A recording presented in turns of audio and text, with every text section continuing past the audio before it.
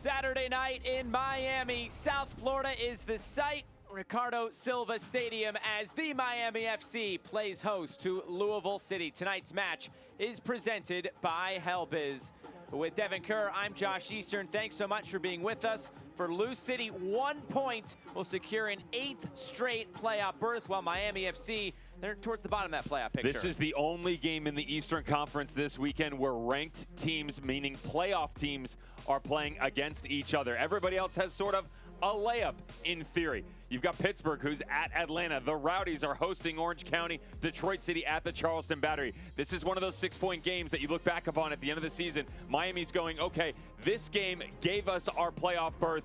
Louisville says, you know what? That game right there on the road, that gave us the #1 overall seed. And as for Lou City, last time out, Sean Tosh stepping to the spot. This was the lone goal in the game. It was also his 7th goal of the season at Detroit City. Danny Cruz said it was a tough place to play. They got the job done. On the other side for Miami FC, Anthony Pulis saying it was just a good result, good professional performance. Kyle Murphy slots home the first penalty of the year for Miami FC. That was the first goal, and then it would be Florian Valot. Look at this little give and go, and then he picks out the corner as the Miami FC go on the road. They grab another road win, and that's because both these teams are great away from home. They're great away from home.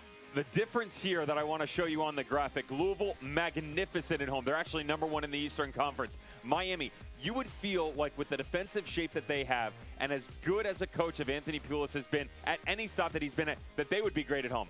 They're not. So they're first in the East on the road. They're third in goal differential, tied for first in Louisville in clean sheets. They are 10th when it comes to their home record. They're very lucky that they're hovering at the playoff position that they're currently at. Down the stretch, I mentioned, this is one of those ones you look back upon. This is a must-win game in terms of points. You don't necessarily need 3, but you cannot drop 3. You need at least 1 against the #1 team in the Eastern Conference. A rematch of a playoff game from last year. It's Miami FC and Louisville City. We'll have lineups and first kick coming up next.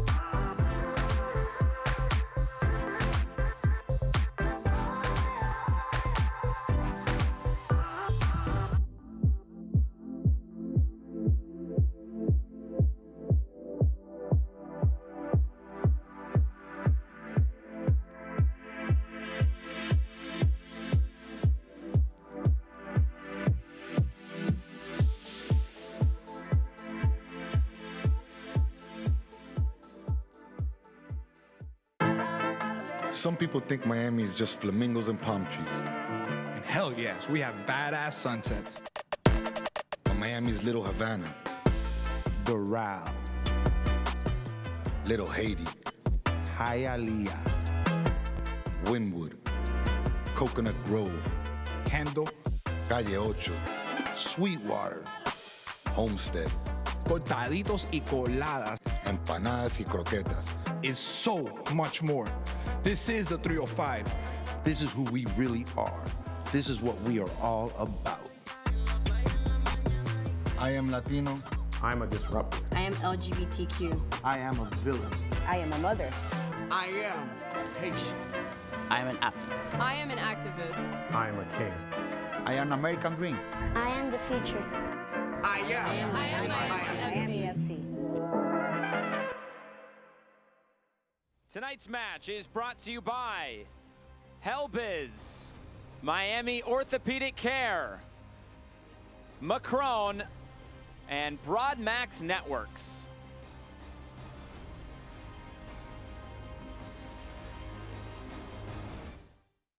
Building you up to first kick tonight here from Miami. Of course, a warm one at the end of August. It is Miami FC and Louisville City. Tonight's match is presented by Helbiz. It's time to take a look at tonight's starting lineups. Also brought to you by Helbiz. We'll start with Anthony Pulis and his 11 tonight. A familiar four for them with Stanley, Craig, Chapman, Page, and Segbers on the outside. Really like the progression that we've seen out of Mark Segbers on that right-hand flank, continuing to get high into the attack. The pairing in the midfield three is the interesting question for me, with Florian Velo, Joaquin Rivas, and Walker. Now, Rivas and Walker are going to switch sides. Walker is the only change in here.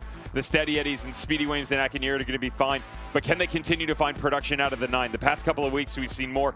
3 goals in the last 4 games for Kyle Murphy. Louisville City and Danny Cruz, well, we know the formation, 4-3-3, but the tweaks that they've inspired into it over the past couple of games have been impressive. Defensively, this team is one of the top in the Eastern Conference right now. No change in goal, of course, no change in the back four. The only change that you're going to see in this team is one. It's in the 9. Brian Ownby, Wilson Harris unavailable, his 1-game suspension, his 200th regular season appearance for Brian Ownby in the 9 spot. So we are all set to go tonight. Elton Garcia is our referee. It's Miami in the blue tops in all black. Lou City. There's the whistle, and away we go. 90 minutes here at FIU Stadium in South Florida. Just the 3rd time these two teams are ever facing off. Earlier this season, it was a win for Lou City. Last year in the playoffs, a win for Lou City as well. Louisville outscoring Miami in those 2 matches by 3-0. Miami's never scored against Lou City, so we'll see what gives tonight. But Louisville last time out, a 1-0 win over Detroit, as we showed you in the open. 10 games unbeaten, 9-0-1. They've won 4 straight games coming into this one, and over those 4 games, they've only conceded 1. They have 2 clean sheets. And we showed you those stats when they are away from home. They are so hard to beat, but so is Miami when they're on the road. Unfortunately for them, they're at home tonight where they have struggled. And it's interesting when you look at this Miami team at home, the 10 best form in the Eastern Conference, just 13 points. The entire West has more points at home than Miami FC. I love the way you phrase it, by the way, the 10th best. Like, as if it's in a good category for them. It's something different for sure for a playoff team where you look at everybody else around them and, you know, whether it's Detroit or the Rowdies or Birmingham Legion, everybody seemingly unbeatable of sorts, or at least they have an extremely good record and they're well respected. That's not the case for Miami FC. I also look at the fact that the difference in terms of contrasting styles between the two, Louisville, yes, they're good on the road. Yes, Miami's good on the road. But defensively, opportunity already coming here early on for Amadou Dia. Some contact right on the edge of the area. Callum Chapman-Page kind of throwing his body there at Dia, as now it runs out of play. Defensively, and this is one of the things that I was just leaning into, how good they are in transitional moments. He sort of leans into this on the backside of things.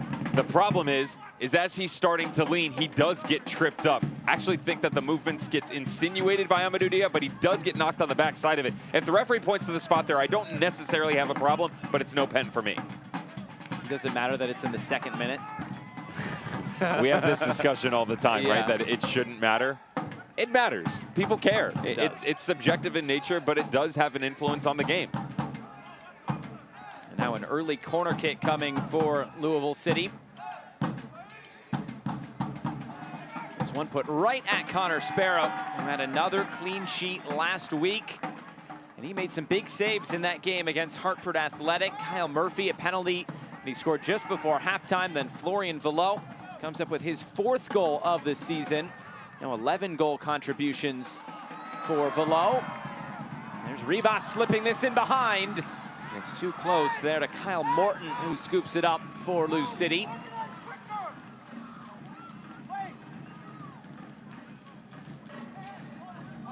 Where I was going with that prior to the fun action that we had on the other side, I mentioned contrasting styles. You know, Lou City defensively, they're matching up against one of the best in the entire league for sure. We know what they did to the Tampa Bay Rowdies just a couple of games ago, only 1-0. The Rowdies did not play well. Louisville City were really the benefactor of the better run of play all night long. And Miami's just been really sound on the defensive front. 13 clean sheets on the year, tied #1 with Louisville City. if they can find a way to get it going on the attacking side, that's where things are really going to start to turn for him. And I would actually make the same argument for Louisville at this point in time. And now running in behind, it's Kyle Murphy. Murphy scores! What a start for Miami FC! Kyle Murphy has been on a great run of form, and they score the 4th minute. No clean sheet for Lou City tonight, 1-0. Miami FC! Told you coming in defensively, they'd be fine. We know how sound they are in their 2 pivots, but what could the front 3 give to Kyle Murphy? The midfield 3 are creative, they're interchangeable, but what could you give to this attacker? Shades of himself and the form that he was in for 901 FC in 2021. 3 goals in his last 4. Let's make it 4, 5, 7 on the season. Most importantly, 1-0 tonight. Just muscling up the opposition, and Sean Toach there. And a great start for Miami FC tonight at home. We talked about that home form that they have struggled so far this season. Just 3 wins on their home field. But that is a great start.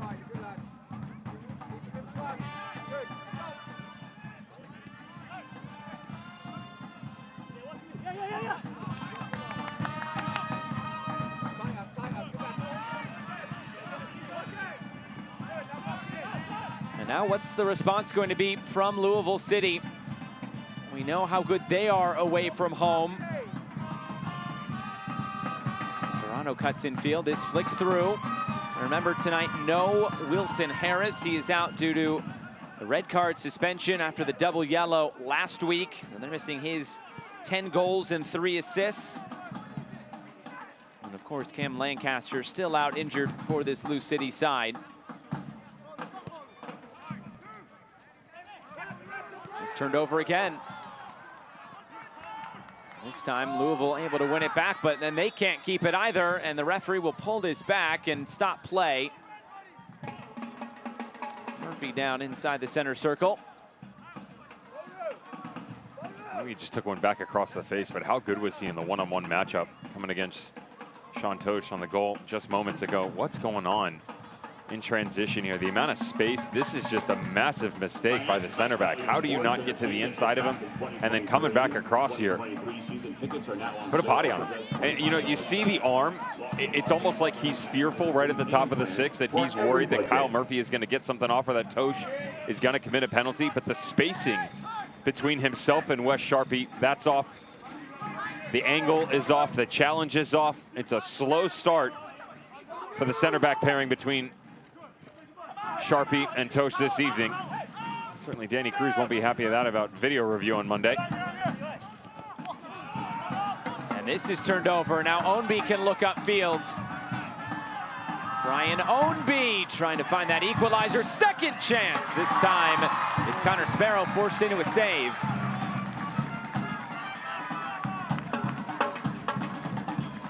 Is one of the biggest differences, and we've spoken about it so many times before, between Brian Ownby and Wilson Harris, the speed and the ability to stretch, because as he goes, not only is he dragging players with him, it's the amount of options that he creates behind him. Sometimes it's going to be personnel for guys like Paolo Del Piccolo to step up into. Sometimes it's just going to be open space where Serrano or Mushagalusa can come underneath.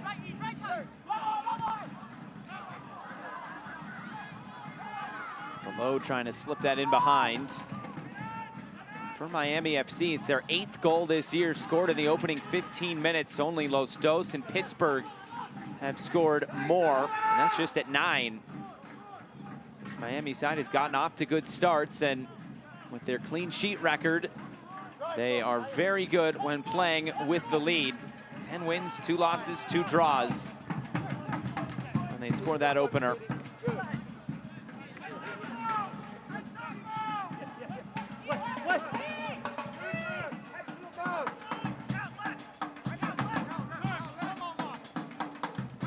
Mushagalusa will get the return from Del Piccolo. It'll run out of play. Kyle, well done. Just hey, checking that right shoulder. Just for the second one that's dropping in. Well done. You catch all that? Yeah, absolutely. Always love it when we have the ability with the crowd mics to be that close to the managers. Anthony Pulis giving direction to his boys. Their quick start. Kyle Murphy, his goal, 5th minute. Nice little ball back over the top. Still, defensively needed to be better from Louisville City. And to your point about how good Miami FC has been getting out in front of teams and being able to close games out, I will say that in a lot of those matches, they were the aggressor. You know, they were the team that was on the ball more. They were creating a ton. You wonder how much they're able to sustain, because even though we're only 10 minutes in, they haven't had the ball a ton. It's really been 2 options going the other direction, one of which ended up as the benefactor of some poor defensive play. Most importantly, the goal by Kyle Murphy. Can you chase that much for 90 minutes? It's not something you normally see out of this Miami squad. They usually settle things down, compose themselves, and get on the ball a bit more. That's got to be the biggest argument at this point in time.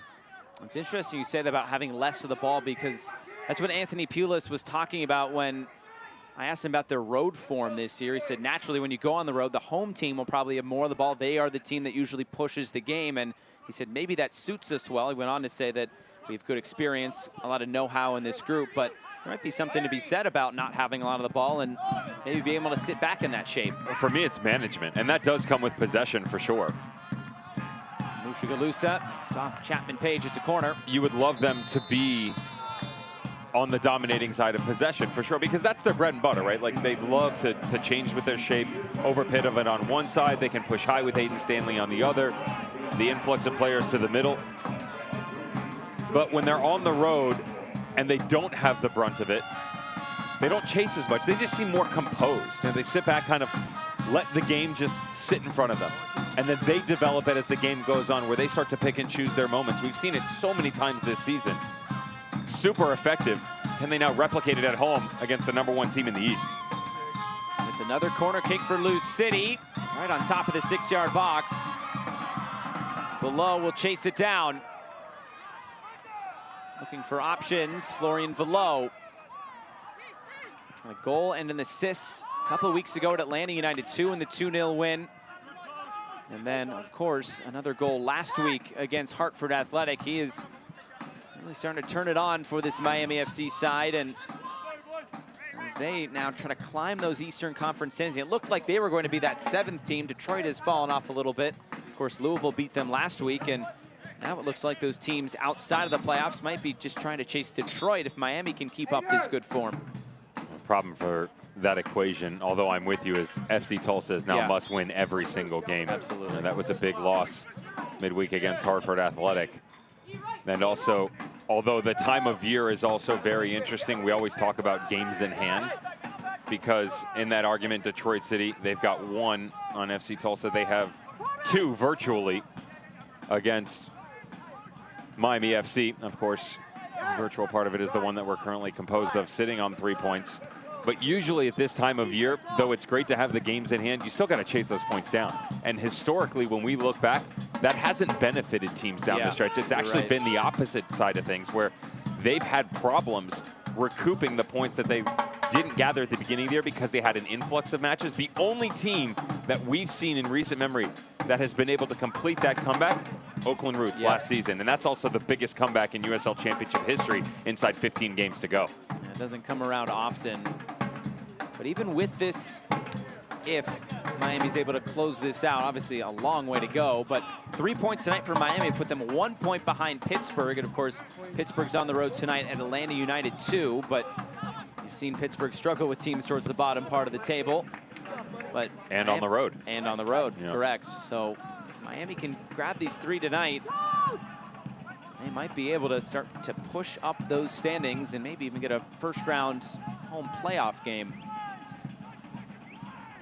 I think what's interesting, and we saw this a lot, although it's not taking shape right now. I saw it a lot in the Detroit City game. Smaller field and energy, emotion, very different. Corbett Bone coming much deeper, almost side by side with Gibson. Paulo Del Piccolo pushing up high off that left shoulder, Brian Omby. Now that step out of the midfield is nothing new, but the depth at which they're providing themselves the luxury to play through. Really good look at it right now. 10 yards apart, square, shoulder to shoulder. Just gives you multiple options if you're Sharpie or Tosh coming off the back line. Omby's cross will find Mushagalusa. One-on-one with Segbers, and Segbers wins the battle.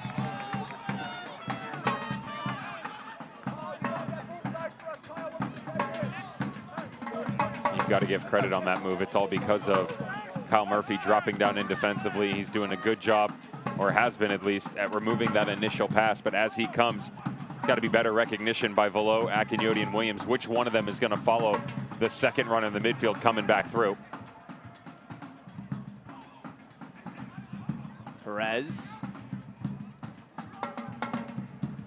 going up against Aiden Stanley on that far side. Perez will turn the corner. Deflecting out of play. It's a corner kick again for Louisville City.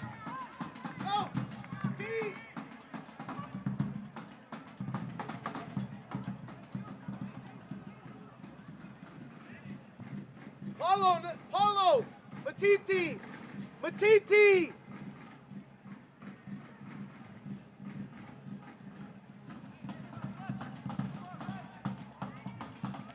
Amadou Dia is standing over this. Third corner kick of the night. Taken in towards the near post and headed clear by Murphy.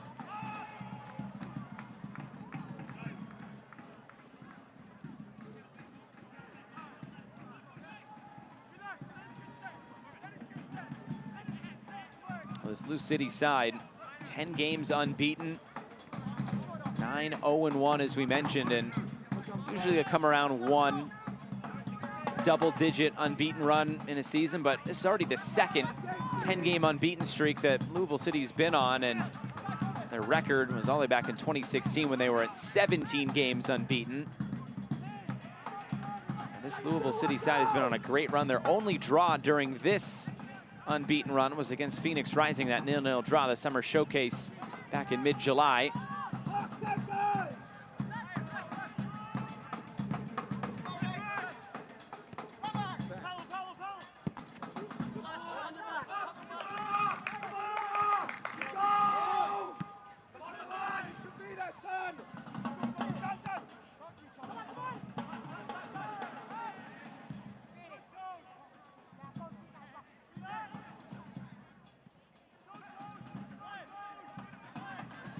Lushagalusa. Tempo, yes! This game has largely been dictated by Lou City in the opening 16 minutes. Dia bouncing the cross in. Again, clearing this away, but nobody there to retrieve it in a blue shirt. See Danny Cruz on the move trying to pick it up. I did. Still got it. Is he on the Greg Berhalter bounce pass train? Well, Berhalter's got his jogs every game day That's morning. true. He goes around the stadiums that he's That's usually true. at. We had a little banter before the Phoenix game at training. We talked about a race on the field. Between who and who? Danny and myself. Oh, boy. It never took shape. Let's just say that there was a verbal altercation that may have crossed the line between us. Oh, boy. It ended well. In his office, good convo, listening to music. I may have been the aggressor. Doesn't surprise me. Velo slides it in behind again. This time Sharpie's able to win it back. Now, if you were watching last week, you may have seen Wes Sharpie pick up a red card. That was rescinded this week. And I think talking to you and talking to Danny Cruz, the right decision was made. Everybody makes mistakes. The referee just let one get away from him. I would say that one of the things in this day and age that we do, not just within the footballing world, but in modern society, is we're so quick to jump on people and be negative and vilify them. And although, yes, the referee made a mistake, I was on the road feed for it, and right away you knew that it was the wrong call. People do make mistakes, though, and I would say that if you go back and watch the foul itself, the way that it plays out, the angle that the referee has, his vision is straight ahead. He's focused on what he thought was contact from that angle, and I can understand how that was misconstrued. Doesn't see the secondary runner to the side. How he missed the third, I don't know, but what I'm getting at is with the goalkeeper and then the two other defenders around, there's plenty of people there. It was simple. He got tunnel vision, he made a mistake. Okay, slap on the wrist, let's move on from it, right? And that's the most important thing here, is that what's once was wrong has now been righted. And that's the most important thing, because everybody's going to make a mistake in this day and age. And to say, you know what, I'm human, and for the competition committee, disciplinary committee to step in and go, yep, that's fine. Let's get back to square one. Sharpie's good, and we're on with it. And Danny Cruz said so much of last week at Detroit was about emotion and mentality, but he thought his team handled it pretty well aside from a few things. And Wilson Harris, though, was given that second yellow, and he said it was warranted as Dia comes forward. Cross blocked down and cleared.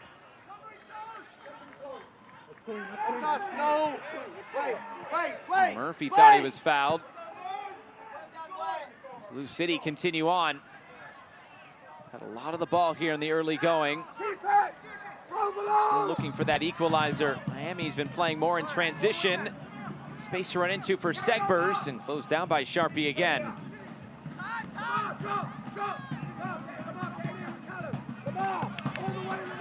A long switch of play. And is headed out of play by Aiden Stanley.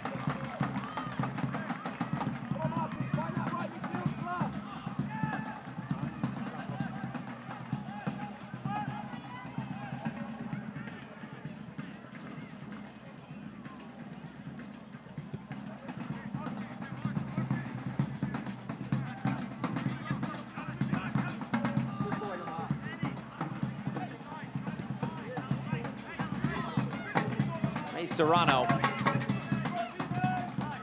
Cross coming in, looking for Ownby. Taken by Sparrow. Get that one pinpoint from that sort of distance.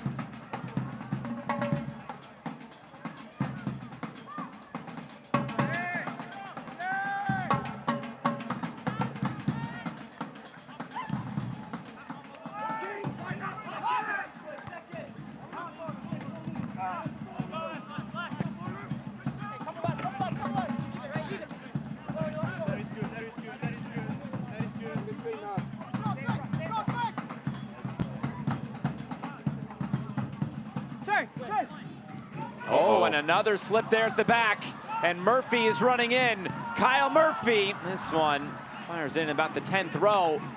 Mistake there by Wes Sharpie, and that could have been catastrophic again. What's the bigger surprise, the ball coming back through? For Kyle Murphy being surprised as well. He can't believe the fact that this thing falls for him.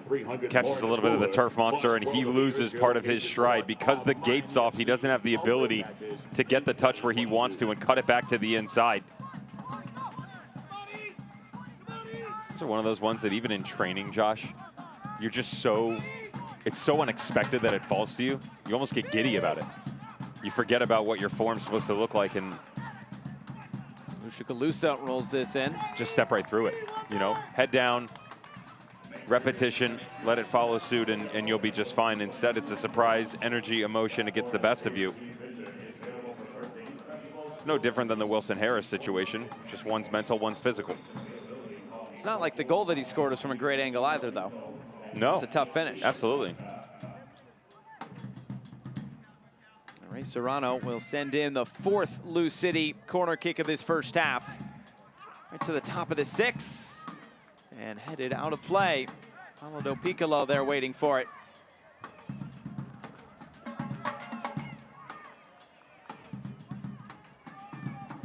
The wondrous and troubled minds that are strikers.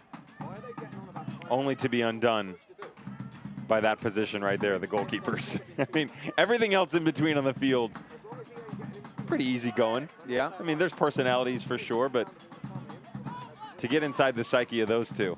Striker and goalkeeper. And of course, those are the two going up against each other. I'm out, yeah.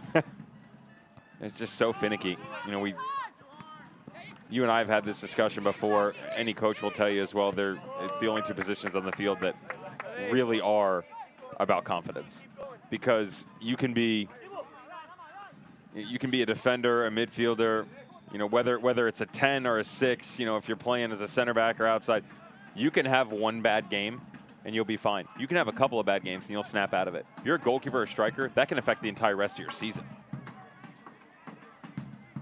Running in again, here comes Lou City. Paco Craig playing against his former club, able to get this out of harm's way. I mentioned off the top that Miami had not scored against Lou City ever, so that goal by Kyle Murphy, the first goal that Miami FC has scored in this series. Earlier this season was a 2-0 win for Lou City, and of course last year in the playoffs, just the one goal scored by Jorge Gonzalez.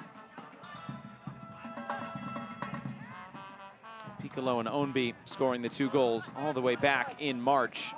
It's just week 2 of the season, so very early going, but asking Anthony Pulis about this Lou City side, says not a lot has changed. But he did say a lot of lessons can be taken from this Lou City side. He went on to say it's the flagship organization of this league. So speaking highly of the opposition tonight.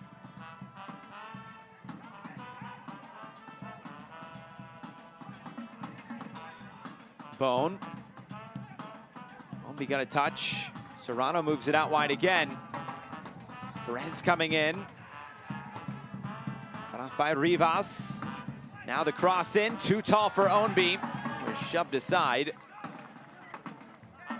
Dia. Mushagalusa.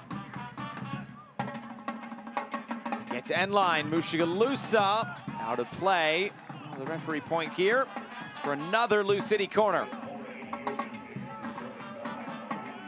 To bring a parallel to all the universes that are in terms of the flagship team. You and I are going to talk at halftime about the 2 new hires, Hartford Athletic and Tab Ramos, and Juan Guerra and Phoenix Rising. I said this on USL Access and Sirius XMFC midweek that Phoenix Rising, the most coveted job right now because it was a vacant position. Serrano serves this in, bouncing all the way through and out of play. I would continue to say that outside of Phoenix, the only job in this league that's coveted more is the Lou City job. Absolutely. Right? And it's kind of funny how they've respectfully been sort of the standard within each conference over the past couple of years. And obviously we've seen great play out of the Tampa Bay Rowdies and other teams within the Western. You know, San Antonio can throw their name in there. Orange County had a couple of seasons. Reno has been up there as well.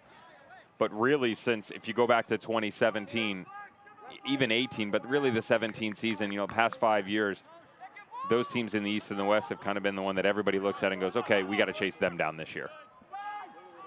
Well, with Louisville City, you talk about, of course, Lynn Family Stadium. That's right off the top, and then the new practice facility as well. First-class organization, no doubt about it. Now a set-piece opportunity coming for Miami.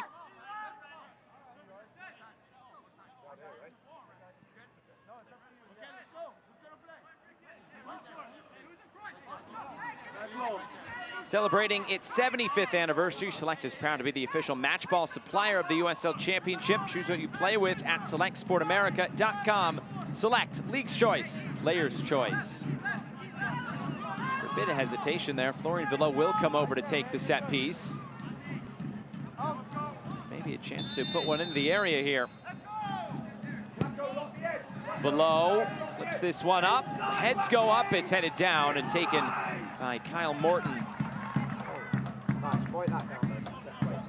Run towards the box. If it breaks, there's a player on the inside of it. Instead of him running in, and then that player's on the outside of it.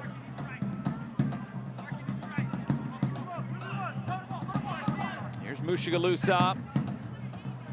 Amadou Dia going to ground with Segbers, and he got that one just right. It is out for a corner kick.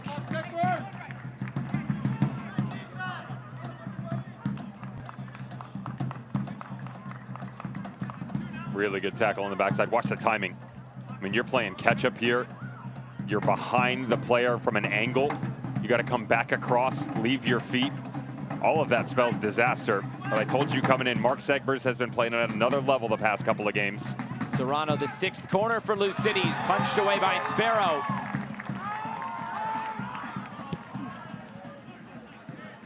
All the way back to Morton, and Lou City can reset.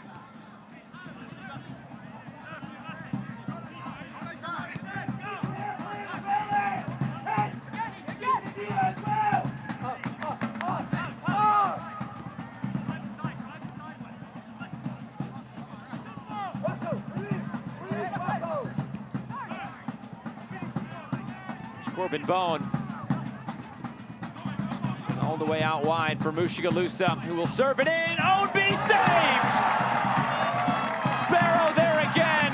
Great build-up from Lou City, but not able to beat Connor Sparrow as of yet. This is really impressive movement from Louisville City. The issue they've been having is right in the 10 spot. So what do? They recreate it. Paolo Del Piccolo rotates to the far side of the field. Watch Tyler Gibson step up into the space. Ray Serrano had come to the near side. They had flipped this last game against Detroit City where Mushagalusa overloaded the double on the right. This time they do it on the left. Great job stepping through by Gibson and the chance to Ownby. Corners played short. Now the service comes in to the backside. Flicked out a play.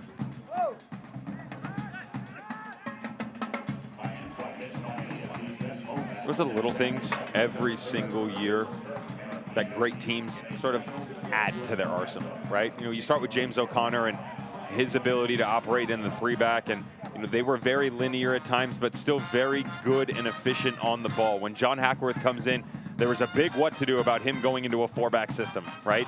And how that change was going to happen. But they started to mature throughout it, obviously became better because of it.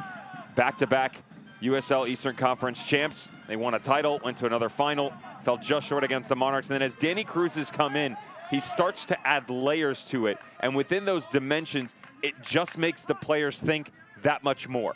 That's not to say that O'Connor or Hackworth were doing anything wrong. It was just different. And so your opposition, you come in, previously it was, okay, this is my mark, this is where it's going to be. But all of a sudden, and watch here, because you leave your feet studs up, all of a sudden you're looking around going, Tyler Gibson's playing in the 10, and my 11 on the right has come all the way to the left-hand side and marked up, and nobody's vacated that spot. The numbers are off. It's difficult to change if you're Miami FC. Look here at this challenge, Del Piccolo. Yeah, you're right. If he comes high there, he could be off. Absolutely. The good news is this is the smartness of Del Piccolo. Watch him pull up just on the tail end of it. He does get some of the ball, too, which is the best part of it. City FC's number 36. Captain will have his name taken. First yellow card of the game, half-hour mark.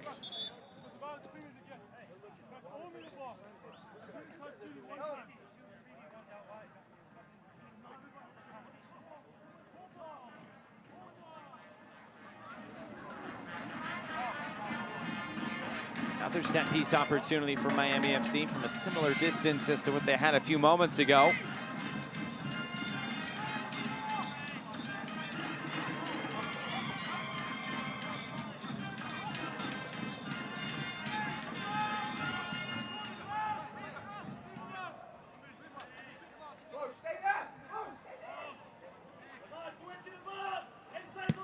Rivas sending this in all the way to the backside, headed back into the middle. Velo! And you could hear Anthony Pulis say to Florian Velo, stay in that spot. The ball ended up finding him there. It's that second ball that's coming through on the 50-50. They're not the biggest from an aerial threat standpoint, especially from the attacking positions. Kyle Murphy at 6 foot, but everybody else, you know, Joaquin Rivas 5'11", Velo 5'9", Walker 5'6". Unless you start to bring up some of the big boys from the back, when that first ball's not won, it's going to end up somewhere. Really good job from the tactical area of letting his player know exactly where he needed to be positionally. This little shake there by Mushagalusa, and the return. Enoch Mushagalusa taken off the ball by Speedy Williams. Another player playing against his former club, Speedy Williams. 2017 to 2020 with Lou City.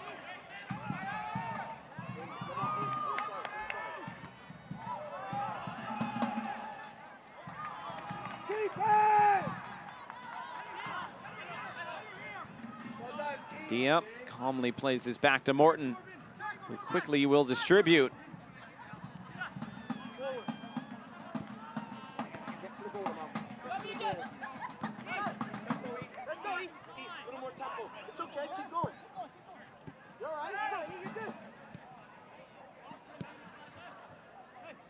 Danny Cruz said it a few times tonight, tempo. Trying to get this team playing at a good pace here tonight and still trying to chase that equalizer. Serrano. Manny Perez. This one cut back. Serrano will clip this towards goal. Headed clear by Craig. Longer service comes in this time, and Segbers is there to head it clear. Now it's Mushagalusa. It's been a fun matchup tonight, him against Mark Segbers. Mushagalusa all the way to the end line. Missed touch there at the end. Any good manager will tell you that there are very specific KPIs that they look at. KPI stands for key performance indicators within a match, and that can be final third entries, touches inside an opponent's box. What that comes down to for Louisville in this situation is just a forward-thinking philosophy. And in a lot of scenarios tonight, if you watch, they're getting on the ball, they're taking a touch, a second touch, and then going. What Danny Cruz is asking for, just that positive mentality, where the first one is forward. That doesn't mean it's got to be a 10-yard ball or a 30-yard ball. It just means your first touch sets you up with the ability to start to dictate the tempo going forward. Now, if you have to step on it and pivot it the other direction, that's fine. But a lot of times so far in this first half, they're second-guessing. It messes with the rotation, and then the actual flow overall gets disturbed, which is why they haven't been able to create that many quality chances in front of goal. The 8th corner kick tonight. Amadou Dia, the in-swinger. Bouncing at the feet there on Brian Ownby. Now it's Tyler Gibson. Possession well in favor of Lou City tonight at 72%. And growing. Perez coming in, cutting it back, and there was nobody there.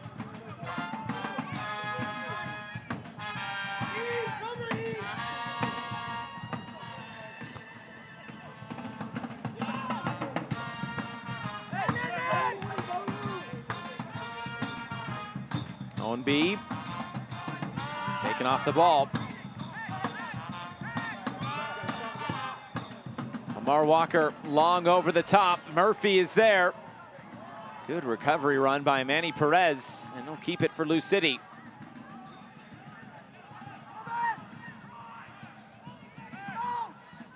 There's an unwillingness to overpress in these situations, though. You notice that from Miami? They're not extending themselves and chasing the game. They're making sure that if they do go the other direction at this point in time, for better or for worse, probably a bit too direct with the balls up over the top.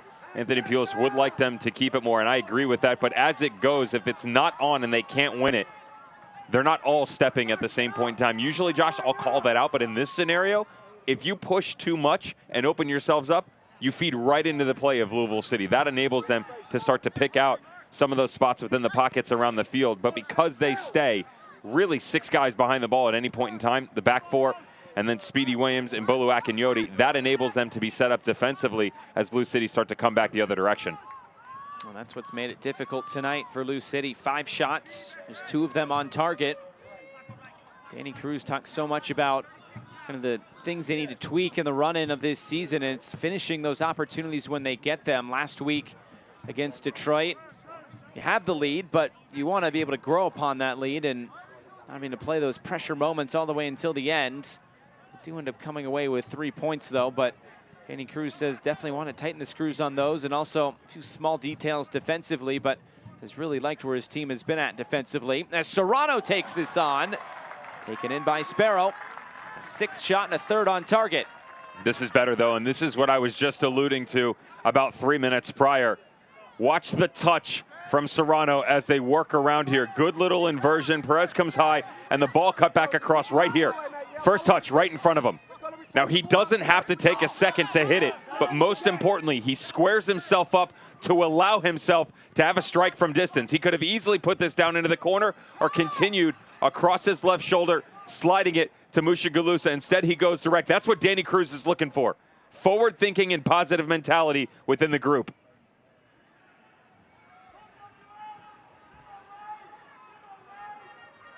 Sparrow got himself into a bit of trouble, but gets himself out of it. Just has to put it out of play. Fans, the best value in sports entertainment is back in 2023. I think the Dippin' Dots station is open. Well, when I was there for the Detroit City game, unfortunately, it was closed. I know, you were upset about that. I was upset for you. Thank you. I don't think this generation, the world that we live in, recognizes the greatness and the future of ice cream that is Dippin' Dots. I'm telling you. We got to teach them, man. Let's go. I'm on the train. You know that.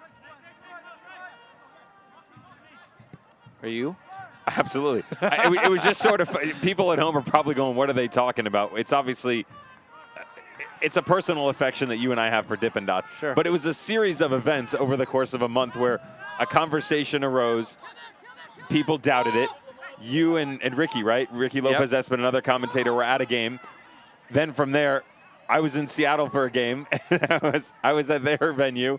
Dippin' Dots station was closed. And just one after another, it was this waterfall effect of locations of Dippin' Dots not having the ability to be on full display.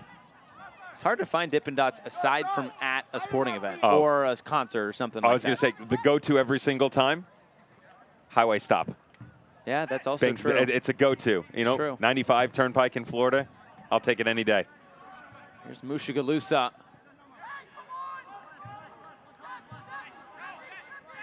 To put a bow on it, most recent place I had Dippin' Dots not at a sporting event was at Bass Pro Shops. They carry it? They carry it. Wow. Have you seen the machines? No. The automatic machines? I've not. It's not the same. I know. Unless you're scooping it in front of me and handing that greatness right into my hand, I don't trust you, you know? Fine with me. He shares the same thoughts. I was just going to ask you.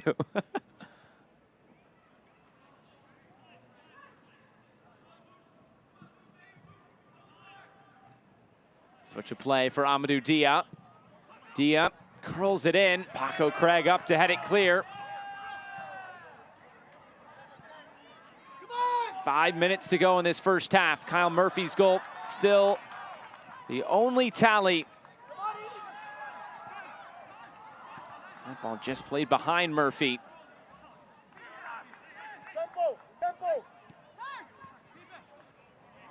The two number 9s this year for Miami, Romeo Parks, who starts on the bench tonight, and Kyle Murphy. Anthony Pilas kind of described the differences between the two, said Murphy is more playing on the back shoulder, making runs in behind, stretching defenses, and that's what we saw on the goal. While Parks is more of a play to feet, hold up type striker. But Kyle Murphy doing a bit of that there, and then running in behind, but Walker couldn't keep it. Now Mushagalusa.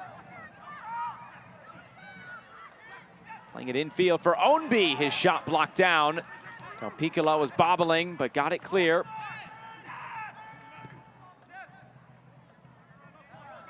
Flicked out wide. The cross coming in. And nobody there in a black shirt. Normally deployed separate, Murphy and Parks, though earlier this season they were used in unison a ton because of the injuries and lack of overall depth within the squad. They didn't have everybody in, visa issues. But right now they could use some of that hold-up play. I'm not saying that you need to make a change because the greatness that is Florio Velo, although yet to show up this evening, cannot understate the value that he brings to this team. But with the long balls up over the top, at least the way that they're trying to play, and I promise you there's going to be a conversation at halftime with Anthony Pulis that they need to try and maintain the ball more. It's going really direct up over the top and really right here and then just to the referee at the center circle. When you're coming off the back line, Josh, 20, 25-yard balls up over the top. They're not into Kyle Murphy's feet as he chases. There's no secondary ball or player that's coming through to win some of those challenges, and there's no real player to play off of. They haven't found anybody's feet, and so a lot of the balls, once they work so hard defensively to get them back, are going up over. They're gifted right back to the visitors. As Mushagalusa is down. Something Anthony Pulis said when we were talking about improvements from his side is ball retention and even just being on the ball. He said establish possession, even have a rest with the ball, just try to pass it around and try to keep possession for a little bit. Mushagalusa does not look like he's in good shape there. He just pointed to his midsection. He just goes down. I mean, obviously it has to be a movement from a previous play down into the corner. I mean, he's motioning of his arms. That's right in the abductor area. Communication to the sideline, not necessarily the best thing. As he immediately grabbed for his walkie-talkie to give some direction back to the technical area and Danny Cruz as to what might need to take shape. They've picked up a couple injuries as of late. It's great that you've gotten Corbin Bone back, but you lose Niall McCabe, who is in fantastic form. Obviously, the red card never helps either from Wilson Harris and the escapades that were in the 94th minute on the road at Detroit City.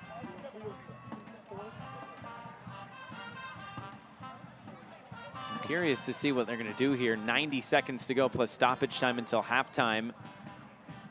Can he make it to halftime and then you can start to change things? Well, think too, coming into the game, now we didn't know at this point in time that Jorge Gonzalez was going to become available, but he was another one that was injured. So you're looking down and you're going Wilson Harris, red card. Brian Ownby coming back from injury. Jorge Gonzalez injured. I mean, there's 3 9s right there, and, you know, 2 of them are makeshift. Now all of a sudden, Musha Galusa, if he picks up a knock, he's unavailable. There's 4 attackers. Cameron Lancaster, 5. The depth that they've been able to acquire, and it's great to see him back on, all of a sudden comes into question real quick. And Danny Cruz just said, get to halftime, we can reevaluate. But as they were unsure about Ownby, as he wasn't in the 18 last week, it was Musha Galusa who Danny Cruz said could potentially play that 9 if needed. He moves out to the wing with Ownby back into the fray.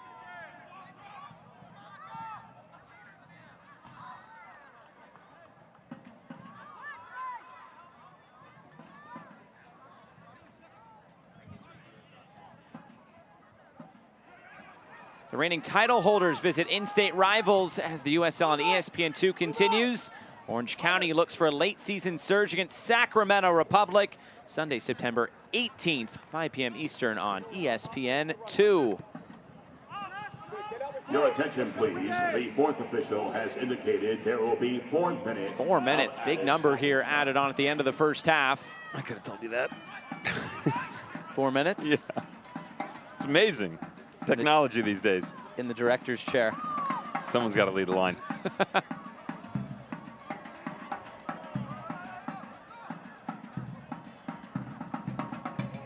It's turned over. Ownby coming in. Ownby, fancy footwork, and he's just wide. Boy, that would have been a great goal there from Ownby on his 200th appearance. Just couldn't find the far post. It's really the best chance that we've seen outside of the strike by Ray Serrano. Right around the top of the 18, and that was, what, 10 minutes ago, 12 minutes ago or so.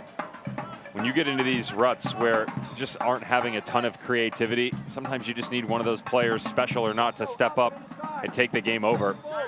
That's pretty quick-witted from Brian Ownby. Nice little cutback across on the left between his legs, gets it on his favored right foot, almost has that far post picked out. You talked about it earlier. You know, Danny Cruz very happy with how they've been set up on the back line. The goalkeeping by Kyle Martin, as they move forward, he just needs them to clean it up, right? He wants higher quality opportunities and efficiency and conversion within the final third. Haven't really seen that. You know, there was the 4-1 debacle that was the Charleston Battery match, but remember, that was a 2-1 game and they picked up the red card. Here's Walker. Lamar Walker tried for the curler, cutting in on that left foot. And it went the wrong direction. So you go 0-0 against Phoenix. There was the 1-0 at El Paso. That was a 2-1 back and forth game. That they were down 1-0 on the Augustine Williams goal against the Charleston Battery. Then the red card. They come back, win 4-1. 1-0 against the Rowdies. I will say that they played extremely well against the Tampa Bay Rowdies. Probably unfortunate they didn't pick up a few more goals. And then just not a lot of offensive output on the road, albeit in a difficult environment at Detroit City.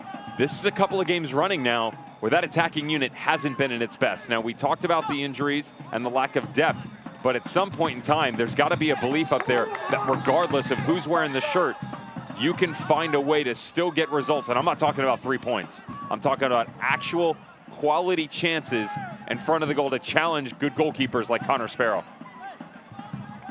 You can look at results you get and say, it's great we got the 3 points, we didn't play well.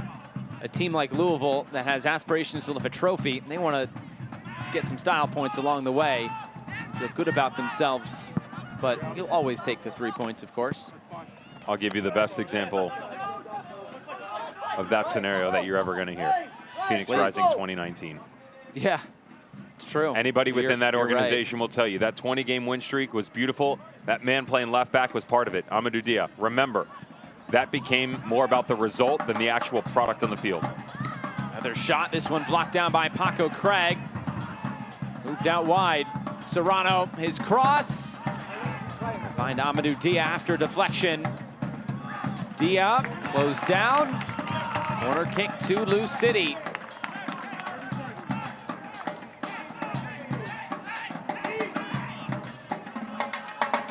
Bone flips it right back in. The header gets it away. Craig and Chapman Page have big parts of that back line here tonight, as they have all season long. Last few seconds of this first half. Yes! Still the same argument from Danny Cruz as they're going to head into the dressing room right quicker. Ball side to side faster. The same direction that was being given in minute 5 is the same direction in minute 45 as they head in down 1-0. Danny Cruz has got to find a way to get this attacking unit going, whether it's the steps coming through the middle. Love the sequence we saw between Gibson, Bone, Serrano, and Ownby. They need more of that. And if you're Anthony Pulis and Miami FC, they've been efficient. They need to get on the ball more, though. You can't run another 45 minutes, be off the ball that much, and be able to get a result in the form of 3 points. You don't need to take the game over, but you as well have to find a presence up top, more so in hold-up play, to help kill the game off so that you're not chasing the entire second half. Well, Miami FC through that man right there, Kyle Murphy in the 5th minute. That's the difference through 45 minutes of play. Miami FC, they lead at halftime by 1-0. Stay with us.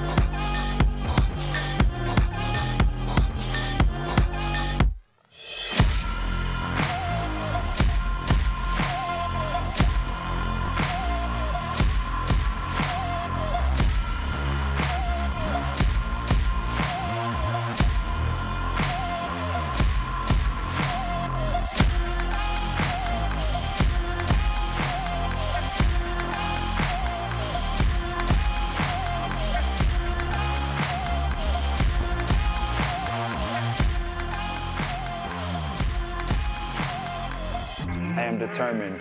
I am a dreamer. I am a Jamaican. I am Peruano. I am Italian. I am relentless. I am an animal. I am French. I am a Get the Diamond. I am resilient.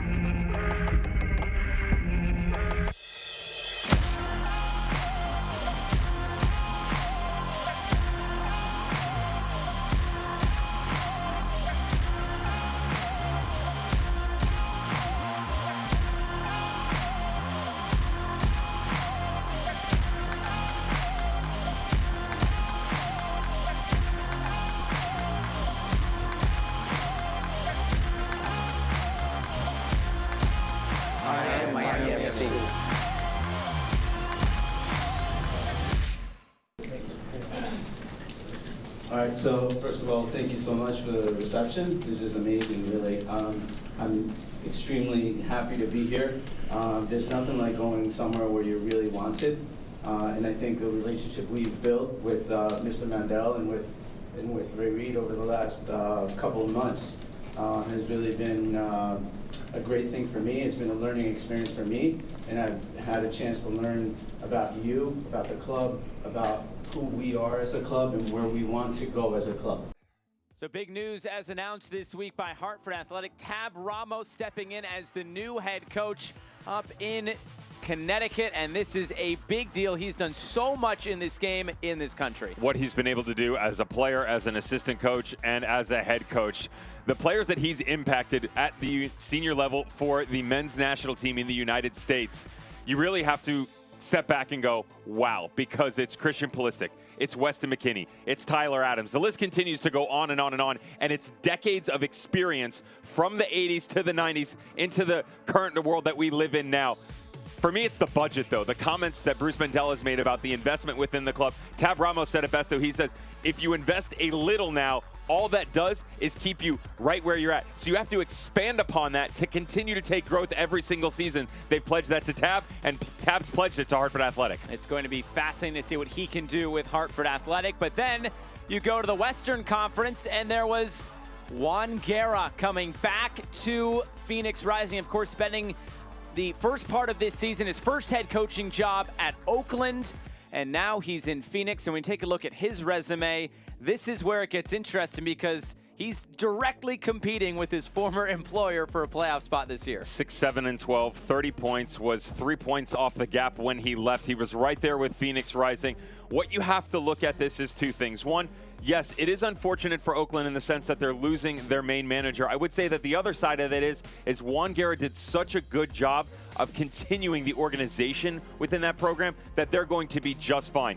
They have pledged as well to go and get a big name in the offseason. We'll wait and see who that is. More importantly, can they get over the playoff line? Phoenix Rising, they're going to be revamped. They're going to look very different. Can they do it on the road in their first game against El Paso Locomotive? That's a tough ask, but Locomotive limping into this match. Yeah, big one coming up tonight in his Phoenix head coaching debut. We have halftime here in Miami. The second half between Miami FC and Lou City is coming up.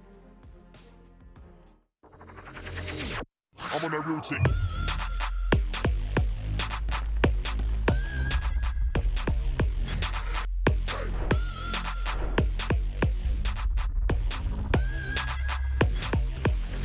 I'm on that real team.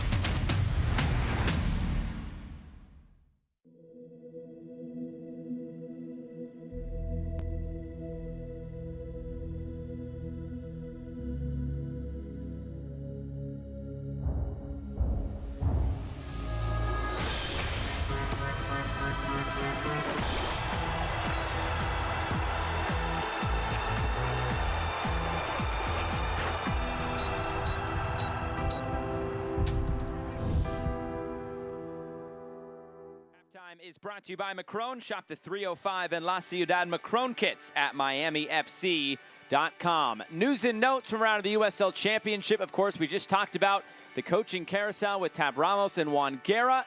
But of course, looking forward, Sacramento Republic, U.S. Open Cup final, now less than just 2 weeks away, Devin. It's a big one. It's a big one. That right there, people are going to at me and hate me for it, but I promise you, that is the biggest game in USL Championship history. Whoa. Since the revamp in 2011, that's the modern era, that's going to be the biggest game. Unfortunately for the championship, it's against an MLS opponent. Fortunately, it's against an MLS opponent in the Open Cup final. By the way, do you know the only team that's been knocked out? Oh, you put me on the spot. Yeah, guess. Quick. Eastern Conference, go.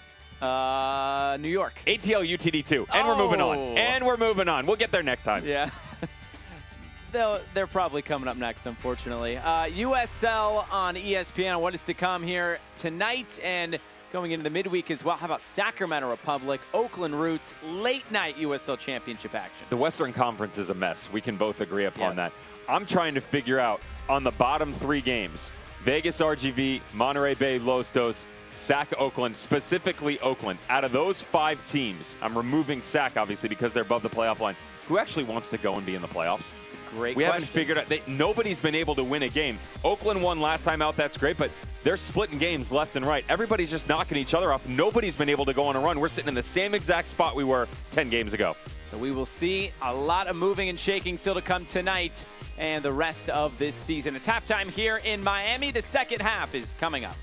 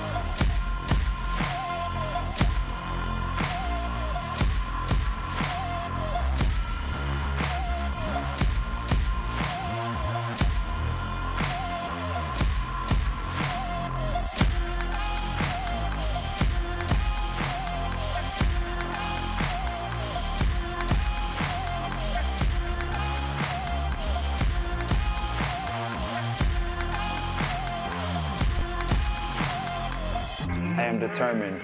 I am a dreamer. I am a Jamaican. I am Peruano. I am Italian. I am relentless. I am an animal. I am French. I get the diamond. I am resilient.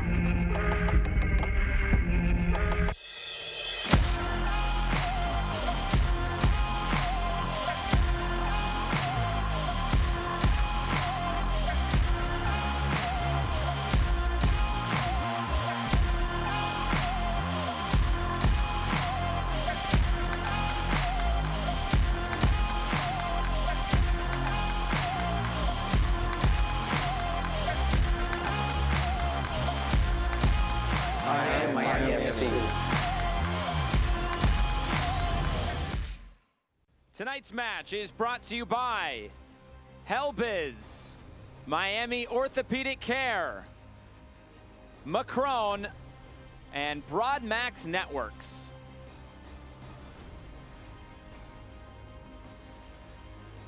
Halftime is brought to you by Macron. Shop the 305 and La Ciudad Macron kits at MiamiFC.com.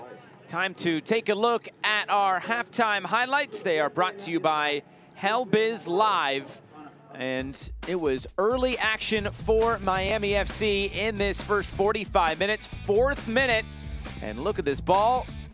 Just kind of flicked through, and then it was Kyle Murphy. The good news is there were 15 shots in the first half. The bad news, if you blinked, you missed them because most of the action was early on. This one started from deep within their own territory. Love the directivity of play up over the top, finding Kyle Murphy. That's his 4th goal in 5 games, 7th on the season. Miami FC out 1-0. The response, quick and with vengeance from Louisville City. Brian Ownby talked about it during the first half. His ability to stretch the game is the biggest difference when you rotate him into the 9th spot. What it creates in terms of opportunities down underneath, the space that it creates around him to take advantage of it was the problem. This was the best team sequence we saw in the first half. There was a movement by Serrano to the near side. Gibson started to push high. Corbin Bone came down underneath. You combined everybody. It ends with Mushagalusa to Ownby. More importantly, a magnificent Connor Sparrow save. And then Louisville, they would continue to be on the front foot in this half. And Ray Serrano testing Connor Sparrow there. It's another good save, but it's 22 yards out. And that was my biggest thing here is, you know, the chance on the build-up on the header from Brian Ownby, that's great, but this is going to be another one. It's a one-on-one down in the corner, a rough angle by Brian Ownby.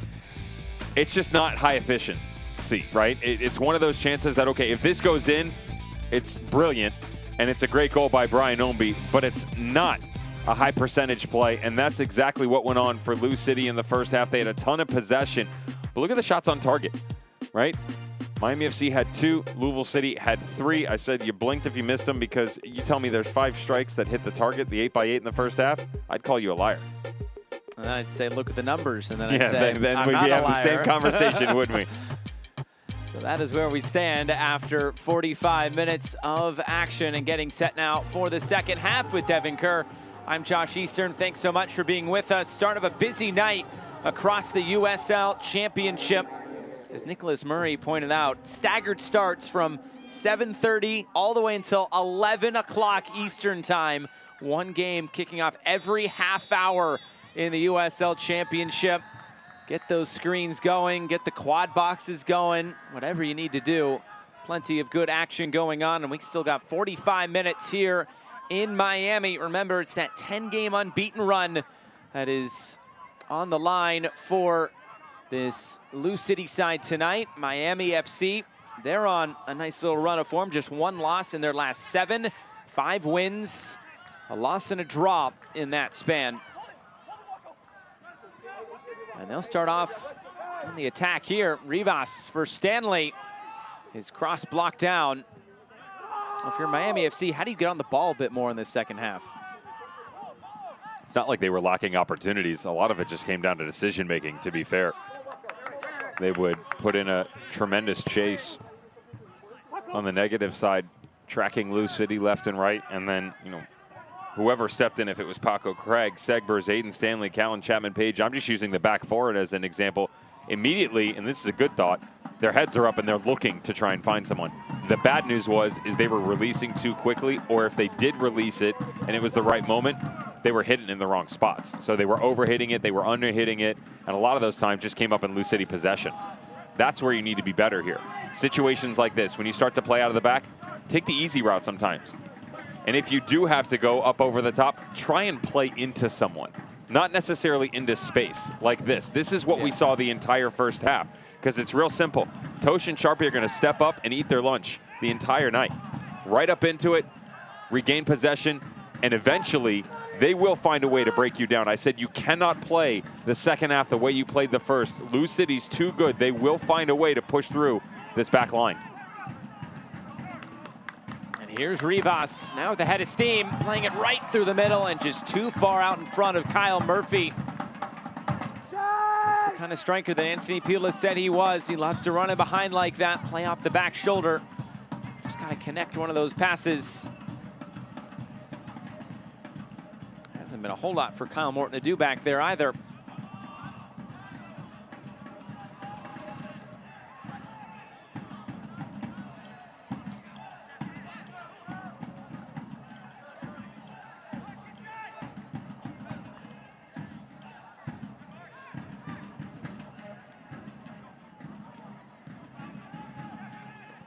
Comes the cross, just too tall for Brian Ownby. And again, the clearance.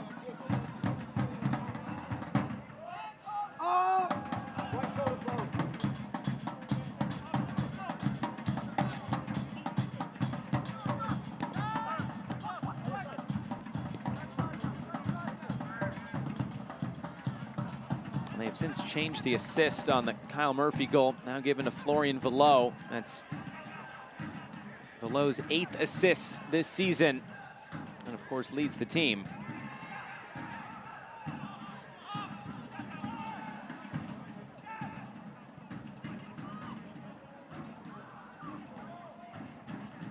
Del Piccolo.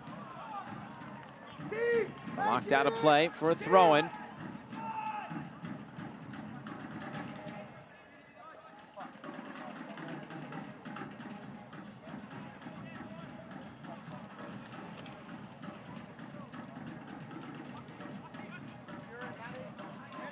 Trying to set up for the long throw, and Amadou Dia gets this one in, headed towards the top of the area. Velo, and now Rivas, he couldn't get there.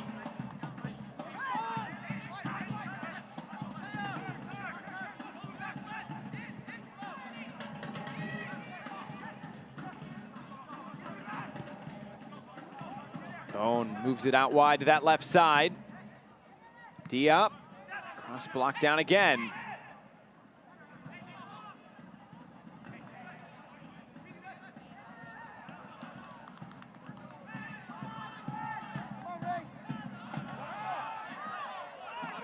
Ball retention from Louisville really high at the moment. Whenever Miami tries to progress upfield, black shirt always there to win it back.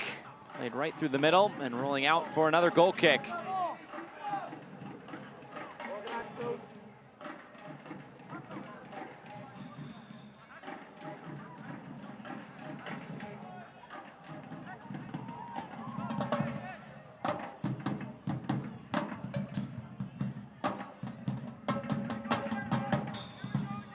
Louisville has only been shut out this year 4 times. The last coming, of course, in that 0-0 draw against Phoenix Rising.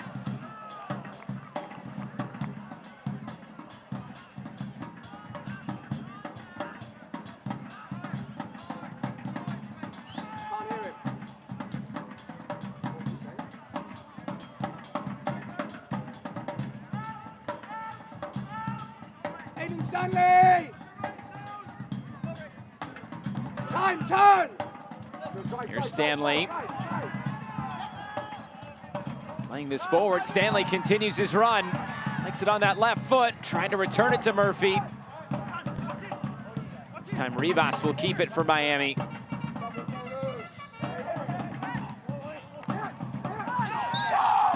foul on Bolu Akinyode. He didn't like the decision.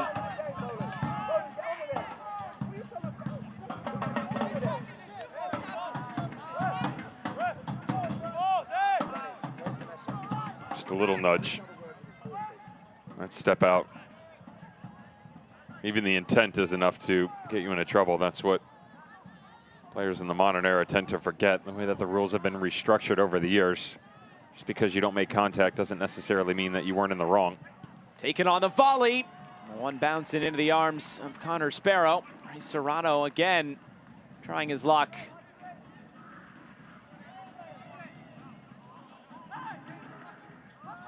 Four other games in action tonight at this hour. Right now, rematch of last year's USL Championship final. And the Tampa Bay Rowdies exacting a bit of revenge in the first half as they lead 1-0 over Orange County. Leo Fernandez getting that goal for Tampa Bay. The only other goal actually comes from Indy 11. Wow. 1-0 over San Antonio. That is Louisville's next opponent. Lipa FC coming up on Wednesday in Indianapolis. Look who it comes from, too. Robbie Dambrot. Recently signed. Recently picked up. That's right. Coming over to help shore them up defensively, which they certainly need. Troubling season for Indy 11. I'm sure Lou City fans are happy about that, and Miami FC fans will be happy about that because the talk coming in was, really who was going to occupy that 6-7 spot within the playoff race. Was it going to be Miami, Detroit, Tulsa, Indy? It's easy enough for me to read right now because that's how it works within the playoff picture. But a lot of people, myself included, thought that even with the personnel that he had, that Mark Lowry would be able to make that team into at least a playoff contender. Segbers bouncing this in for Murphy and cleared away.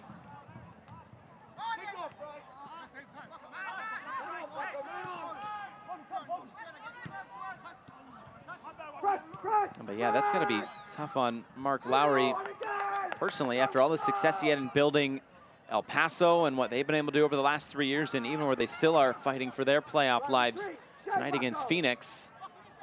It's been a down season, no doubt, for Indy 11. It's so interesting, the parity to me between the East and the West this year. Yeah, I can't remember who it was. There was a fan in the Western Conference that was talking about the quality of opponent within the East, or lack thereof, and how they weren't as deep this year.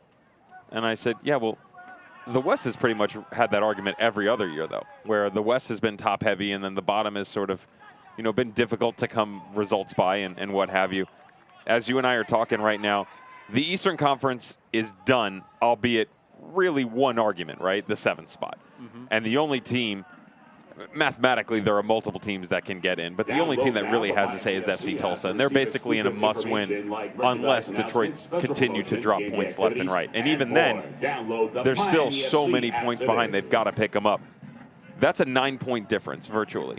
Whereas if we look at the Western Conference, from 7th all the way down to 13th, it's only a 7-point difference. Yeah. I mean, I like saying it this way just because it's fun, but it's the truth. The West is a mess. And to quote one of my favorite managers in this league, it is a wet, unmitigated disaster. It's all over the map. It just can't figure itself out. It's very different than what we've seen in previous years. Laid in behind. Dia making the run. He'll cut this back. It was too tall for Del Piccolo. Miami can get this out. I said it earlier, but the interesting stat as I was researching for this game was the home form. Every team in the Western Conference has more points at home than Miami FC and the teams even below them. So it is tough to go on the road in the Western Conference and earn points, and that's why San Antonio FC is really the only team in the top couple in the entire league in terms of road form from the Western Conference, most of them from the East.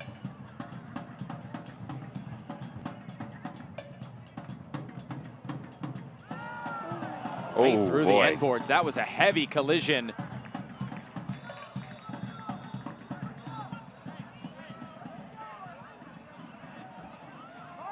Some words being exchanged, some pushing as well. This is a really good sequence for Lou City.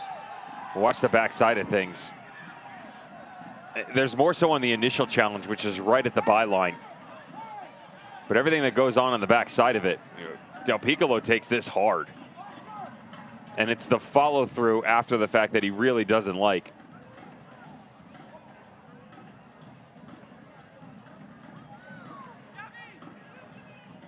Again, the top of the box, they create separation. Much better movement. Love the run here by Brian Ownby. And then Del Piccolo just peels off as well. There's the tug on the backside of things. He gets caught up, and then right there, it's his head, which isn't part of the movement by Callan Chapman-Page. To be fair to Callan Chapman-Page, he immediately goes over to check on him. Like, I don't see a ton of negligence in that. That's two guys trying to make a play on a ball, and unfortunately for Del Piccolo, he picks up a big knock on it that doesn't come directly from Chapman-Page. It's just the way he falls. There's no foul there. On that other board didn't really give. At least that board went down, so pushing the fall at least a little, but two subs getting set to come on. Oscar Jimenez, and looks like that's Elijah Winder.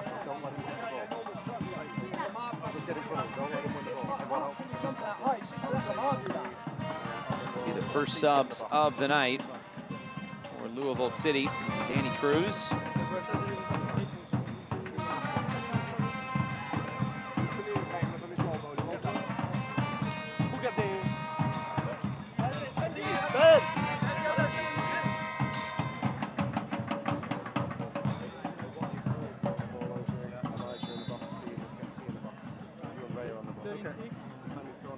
So no cards handed out in that last sequence.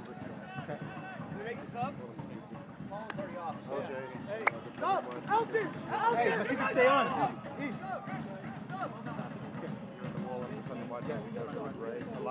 Don't miss a minute of the action in 2022, whether your club is on the road or at home.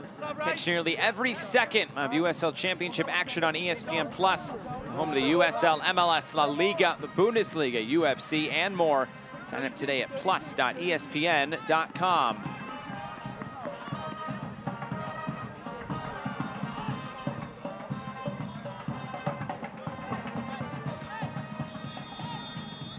Moment of friction there. See if that carries into the final half hour. Louisville continue to chase this game, even with the amount of possession and opportunities they have had. Still nothing has gone by Connor Sparrow.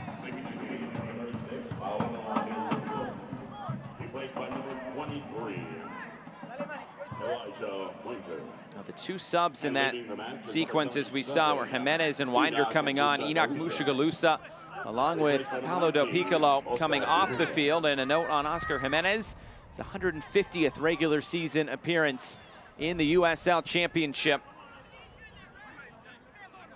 Another nice milestone for an experienced Lou City product. Winder going forward, he's tripped, free kick. Haven't really had one of these tonight, Lou City. Miami's been disciplined in their defending, but now a great chance to test Connor Sparrow from a dead ball. One of the immediate issues you run into is where are all the runs coming from because of the rotation, and some of that does drop with Elijah Winder. Good job immediately making his presence felt. That pocket right underneath the 9. Does a good job wedging himself in between Speedy Williams and Akinyoti. Just drops in and then pivots and turns. Right-hand flank open as well. And you've opened yourself up here. Right foot of Jimenez, left foot of Dia. The way that the goalkeeper lines up, I actually favor Jimenez in this situation. It's Amadou Dia. I got that one wrong. Watch the way that they use the substitutes now. Because my guess would be that you flip Ray Serrano and you push Manny Perez up a little bit higher. Now they did last time out against Detroit City. Oscar Jimenez was pushed into a more advanced role in front of Amadou Dia, but he struggled in it. He got himself caught up a bunch, especially moving in transitional moments defensively when he was tracking back. So I would almost guess that you put him at the right back spot and then push Manny Perez higher.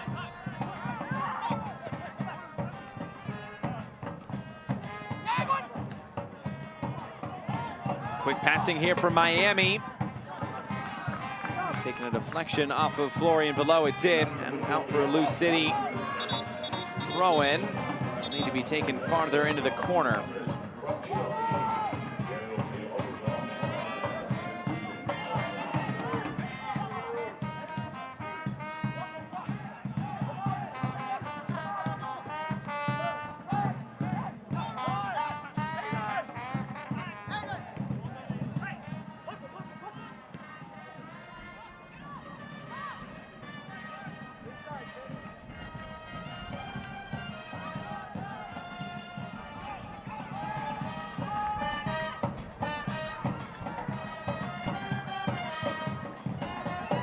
Here's Below. Sends it airborne.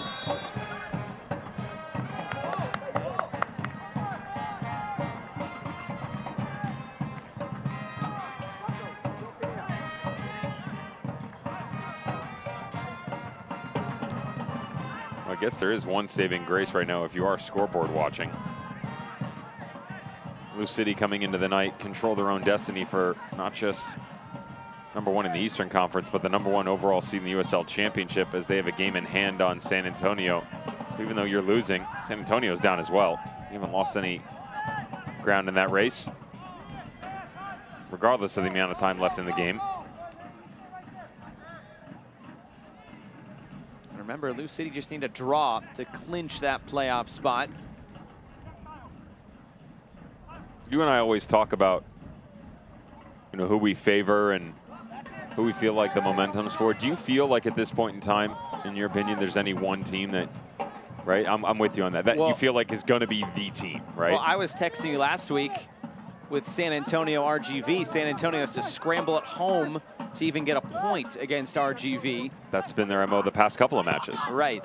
Louisville City, they've been great, of course, over these last 10 games. 9 wins in 10, but come on the road and they've had a lot of possession. They can't attack. Yeah. Not right now, anyway. So I think each team has, I don't want to say deficiency, but a bit of a downfall. And in the playoffs where it's single elimination, you have one bad night, and that's it.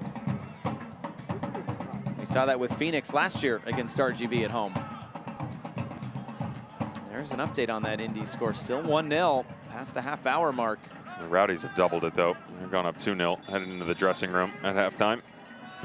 Here's Jimenez to serve. Second ball won. Here's the shot. Nothing to test Connor Sparrow.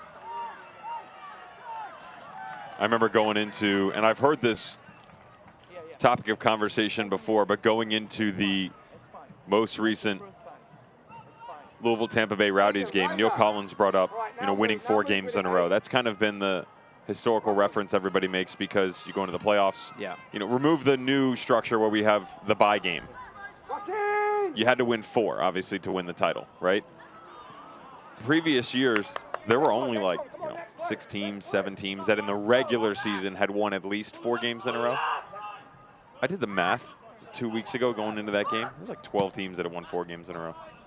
Teams can get hot, and then teams just lose steam. So spread out. The level of competition has risen. The depth of rosters continues to get better and better. You just look at these 2 teams. Miami FC in really 3 years' time, but if you go back 2 years, calendar-wise, to the 2020 season, they were abysmal. They were not. I mean, that's a COVID year. There was a lot going on. It was their first season in. They had a lot to take in, but they weren't good at all. Now, at the end of the year, Paul Dalglish stepped out of the technical director job, took over as head coach. 2021, as they say, the rest is history. They were very good and unfortunately lost 1-0 to Lou City in the playoffs, but that was a very good team. But think about how much they've changed in 2 years' time. You've got last year what was an all-league striker, 20-plus goals in Kyle Murphy. You grab Speedy Williams, bring him into the midfield. You've got full internationals for El Salvador and Joaquin Rivas and Josh Perez. Lamar Walker, Jamaican men's national team. You had some quality on the back line and youngsters in Aiden Stanley.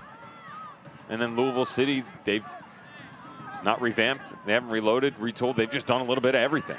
It just so drastically changes from year to year. You've got to find a way to keep up, and both of these have done so. And it just goes back to the argument that there's not really one standout anymore. Every single year, it feels like there's always been like 1 or 2 teams that have separated themselves from others. Ownby tries to cut this back. It's stabbed clear. Well, that's what's going to make the playoffs so intriguing this year is, and even last year, Orange County, maybe a few people saw them coming out and winning it, but I don't think they were the favorites by any means. This floats into the back post. And we'll keep it alive. Jimenez. Now Manny Perez gives a chance for Jimenez to serve. Perez able to come forward. Gets end line, and this touchdown of play by Paco Craig. Corner kick, Lou City.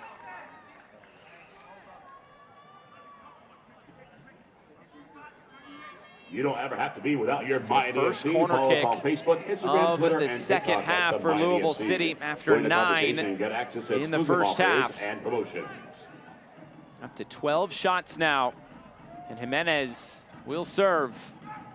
It's Sparrow to punch it clear. Taking on the volley is Bone, just bounces it back in, and now Murphy sends it away.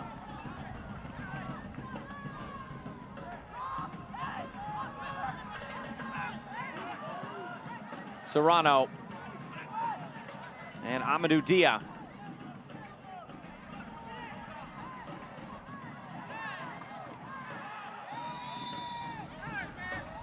A foul will end the threat. Free kick back to Miami FC.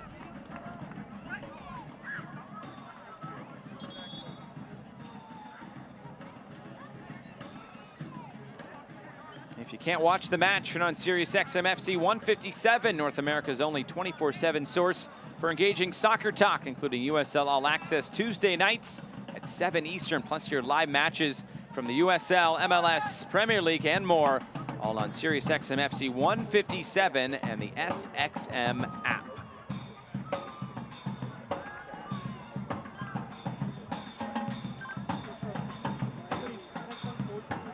Next one, we have a sub, guys. Akinyota, and he turns it over. Ownby slipped on the ball and allowed Akinyota to get back defensively.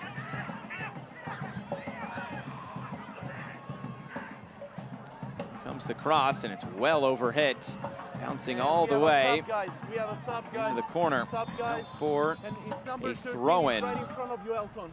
Right in front of you, in 13-1-3. Your attention, please. That will be the end of the night for Lamar Walker. Leaving the match will be Christian Sorto coming onto the He's being field. replaced by number 14. Lamar Walker came Christian on for the Soto. injured Richie Ballard last week, got about an hour, and goes about the same here tonight. Sorto also came off the bench, and he will again tonight. Another El Salvador international. Well, fresh legs will help you on the width of this field for sure.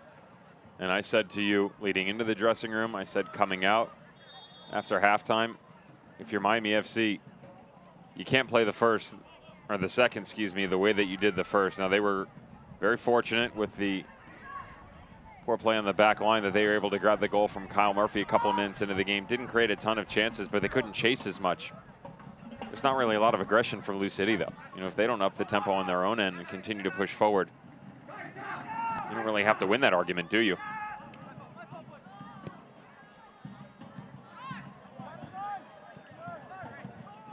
Here's Tosh.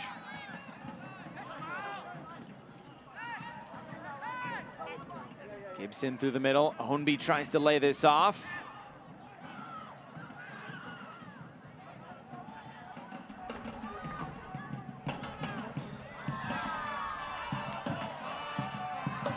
City right now just looking for a bit of a spark in the attack. Elijah Winder came on the field moments later. Won a free kick just outside the area as this is floated forward and taken in again by Connor Sparrow.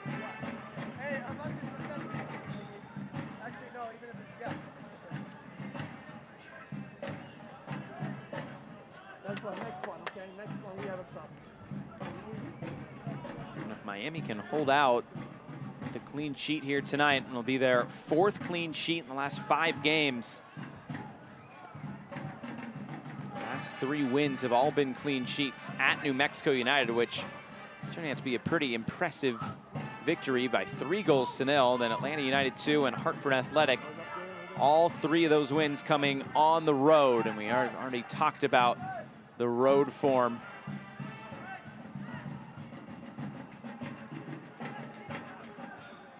Here's Hohenby. His 200th appearance tonight. Manny Perez. Putting this one back. Now it's Gibson. Jimenez all the way to the back post, and this well overhit.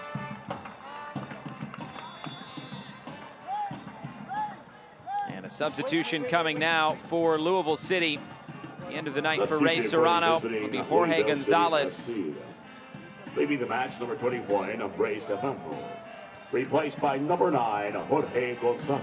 Trying to inject something into this team as they move forward. A bit stale as they've worked their way through here with 1/3 of an hour to go. Jorge Gonzalez joins the attack now with Brian Hohenby. Still would like to see more out of Perez on this right-hand side. Even the ball that was just whipped in, it's very predictable. There's some really good movements coming from them. The problem is they hit this 40-yard gap really from that stoppage right there all the way till the end line and sort of just lose vision. It's a lack of intensity, the desire to go and beat someone in one-on-one situations. The overlapping runs are slow to develop. Everything's a bit off. For Gonzalez coming on, it's his first minute since that Tampa Bay game a couple of weeks ago.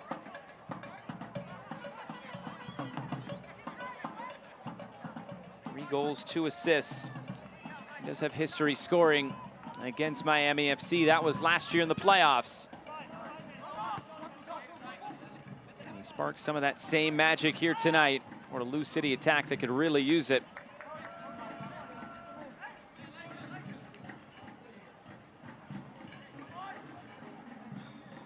And this is getting into a really tough part of the schedule for Danny Cruz and Lou City.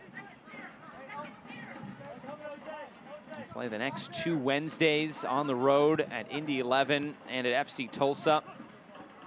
And the next 2 weekends, home against Sacramento Republic and then away to Pittsburgh.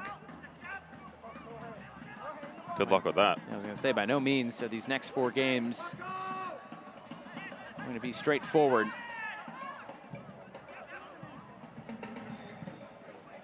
Cross served in. And again, Paco Craig there to clear it. Rivas felt some contact, went to ground, no whistle. Jimenez back in. The header is looping out of play. Did it take a deflection? It did. Or maybe it didn't. That looked to me like it came off of Akinyoti as this ball got whipped into the back post. And the trailing run right at the top of the 18, not there. You just send it into the mixer and hope. Figure that one out. Mark Segbers is the one who dropped in.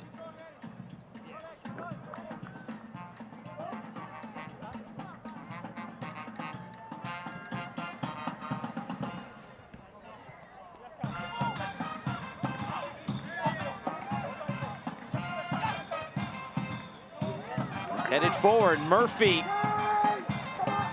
trying to cut this back. It's been a quiet night for Kyle Morton, and yet it's still Miami with that 1-0 advantage. Just one total shot in this second half for Miami FC.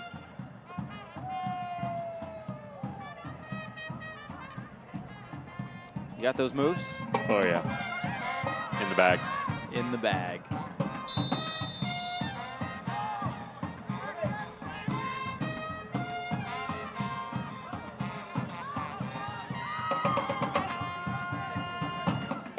Stanley for Velo.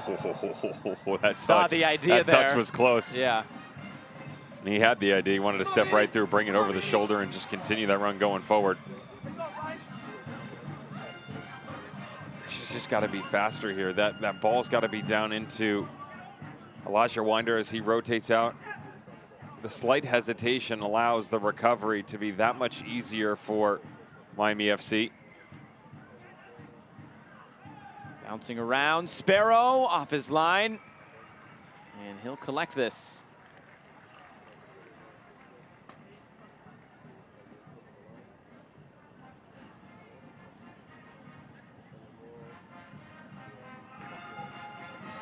Nobody wants to score tonight, huh?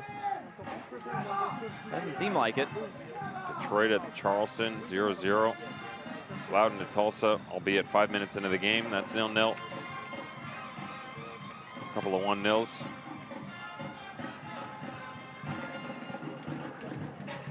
Kenny. Yes, next one. Next one we have a sub.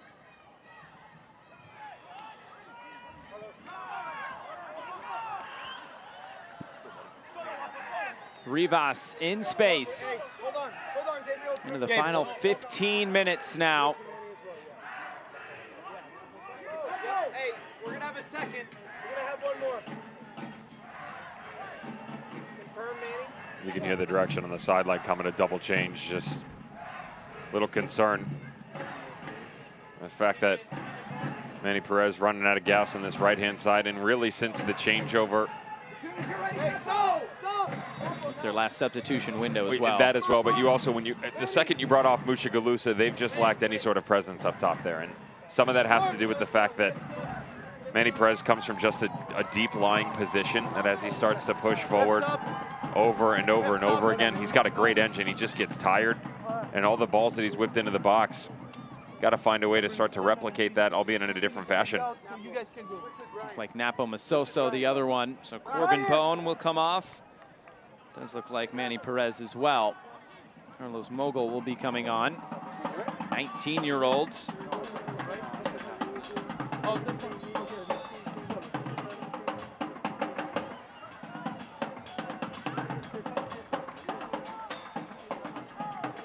How's that middle now? Two 19-year-olds, Elijah Winder and Carlos Mogul.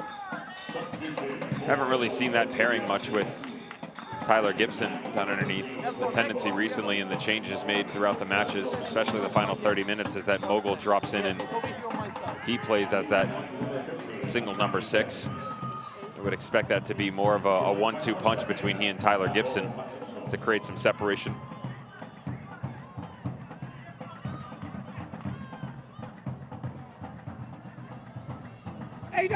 Here's zone B. Cross comes in. The header just trying to redirect that towards goal from Gonzalez. Over there, 17, 17. Let John. Up. Thank you, buddy. Thank you. This upcoming Romeo Parks will be replacing Joaquin Rivas.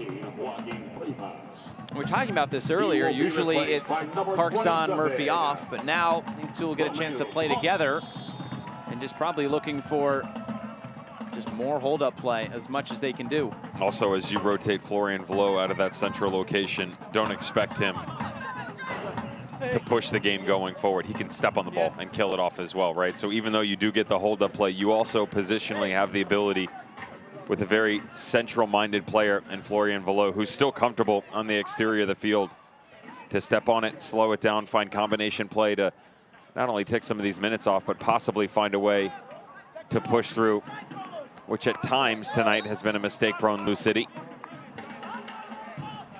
I asked Anthony Pulis, going all the way back to April before their game against Phoenix, about these two strikers. Says he's obviously not opposed to playing both of them at the same time, but to the one that usually does come off the bench needs to make an impact.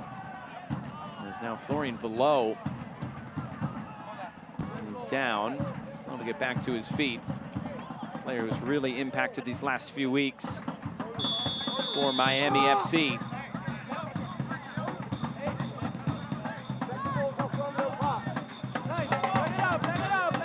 Pittsburgh has finally scored.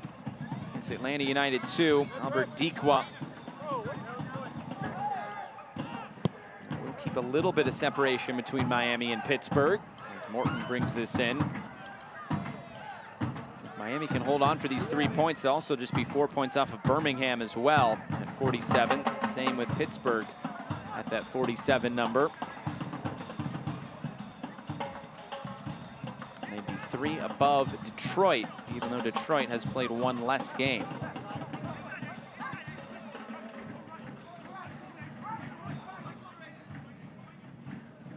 Ownby.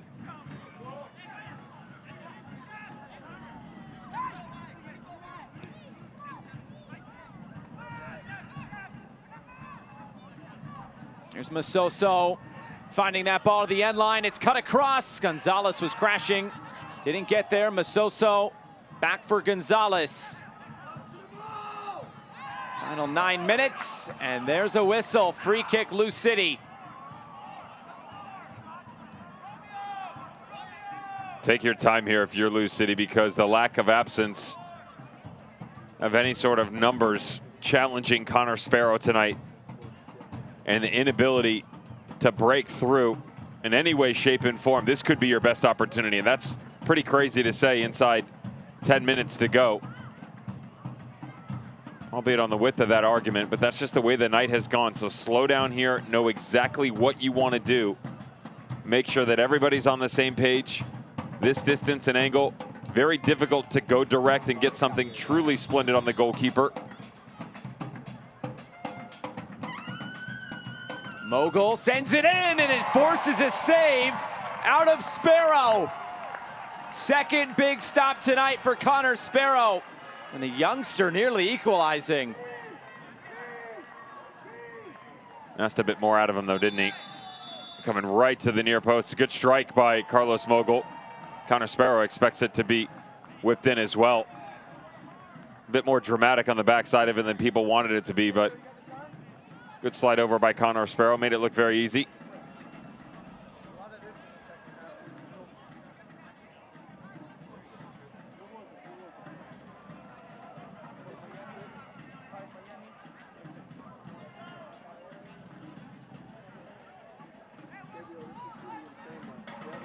Corner kick here for Lou City.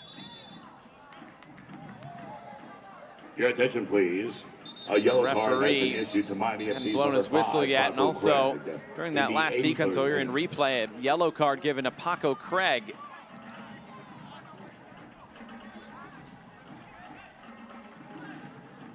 Well, now Mark Segbers and Amadou Dia having a word as well. This conversation started at halftime. We've seen this a few times here, especially in the second half. Paco Craig with the quick exchange with Anthony Pulis. You hear the shouts from the sidelines going, that's 2 minutes right there. That was Scott Bowden's voice. Here comes the corner. It's headed clear. Jimenez. Lou City will reset at midfield.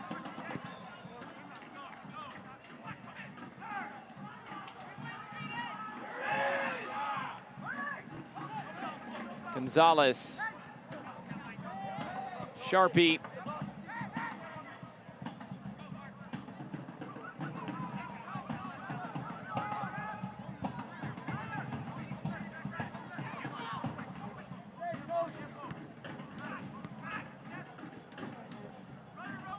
Look at all the bodies behind the ball. They are having a world of trouble breaking down this low block. Here's Ownby. Sliding it out wide. The cross, trying to return it to Ownby.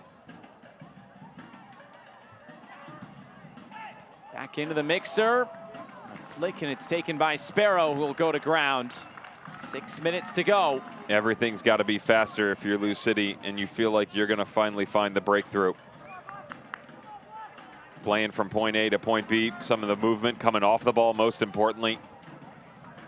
If you don't feel like you have the ability to go beat someone, then you've got to get some help from the players around you. So in that situation, Napo Masoso, ball comes into his feet. If he doesn't feel like he can attack a Chapman Page or a Segbers, then you've got to find a way from Winder, Jorge Gonzalez, Brian Ownby, regardless who's on the front line or who's stepping up through the middle to get some help there. And that's really the biggest cog in this argument, right? No one's really done that. No game changer, no true spirited moves.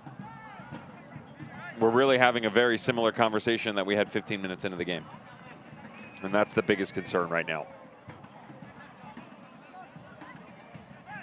There's a very good chance this Miami FC side will not be the last team to, I don't want to say sit in, but play in a lower block against the Lou City side, and they're going to need to figure it out. Now, Wilson Harris might be on the field, or Cam Lancaster, but still a good exercise tonight. Here's Parks. He's just going to take it to the corner. And to that point about playing against a low block, that's something Anthony Pulis said. They really learned something about that game against FC Tulsa, where they were sitting in. They really had to try to break him down. They lost that game. That was their only loss. Flip the script, right? Yeah. Yeah. As the rain starts to kick in. Thank you, sunny South Florida. I think this turf a little slick towards the end. And that one out of play. Gonzalez ran out of space. It's a cruel game. Really 2 weeks' time, and very similar to performance to what was put forth on this very field. Difference is FC Tulsa were in a very similar look as Miami FC. They got their goal, they sat back, they absorbed a ton of pressure. Miami FC had the ball for, it seemed like eons in that second half. Really couldn't create anything either.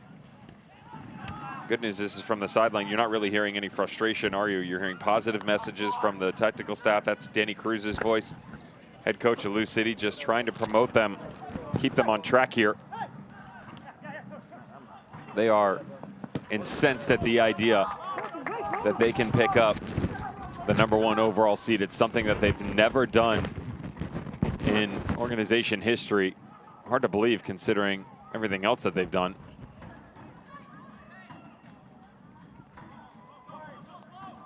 Handball. Kind of funny listening to Danny Cruz talk about that. He was like, speaking to Haley Simpson, the PR girl, he said, in comms, Haley, you can check me on that if you want. That's correct, right? He almost had to double check himself because he wasn't sure. I mean, look, Eastern Conference finalists every single season. You win the East in 17, 18, and 19. You win the entire league in 17 and 18. You've had MVPs, Golden Boots, you know, at least in the conversation. And yet never the #1 overall. That also, the #1 overall seed hasn't really done so well. Although this year with the bye, it's going to be interesting to see how that shakes out. And the way the teams are playing at home. Correct. Yeah. Especially if it ends up in the West, I would say. The West more so than the East for me. We talked about that earlier, how in the West it's near impossible to go on the road and get a result, but it's still very important. And then if you are, you know, in the final, a West team that has to go on the road in the East, now you're in trouble. A deflection will take this out of play. Corner kick upcoming for Lou City. Under 90 seconds to go. We'll see how much stoppage time is added on.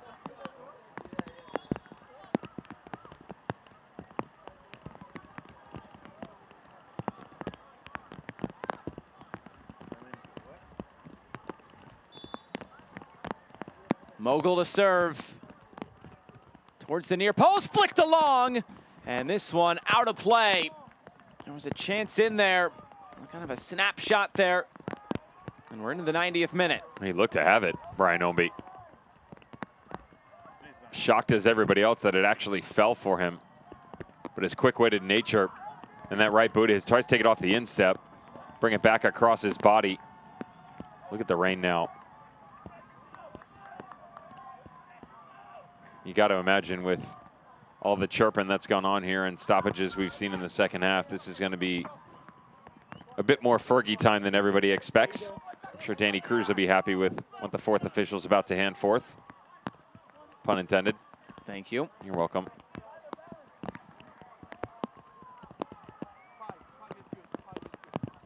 Slipped ahead from Masoso, the back heel, and cleared away. Before we get into stoppage time, an update from Indy, still 1-0. Remember, Indy 11, winless in 12 games. That's where Louisville will go next. And we get 5 minutes of stoppage time upcoming. Anthony Pulis trying to stay dry. Where's the kit man with the rain jacket? Oh, he's got the white shirt on though, so a little got help here, boys. Got to keep that dry.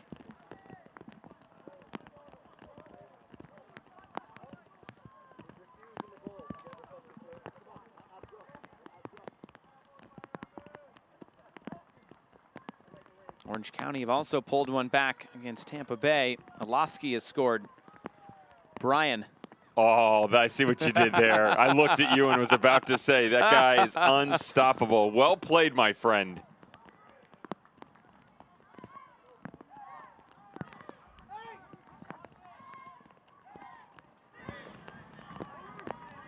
Four minutes. Is there a winner in this for Lou City? Remember, the only goal in this game has come all the way back in the 4th minute.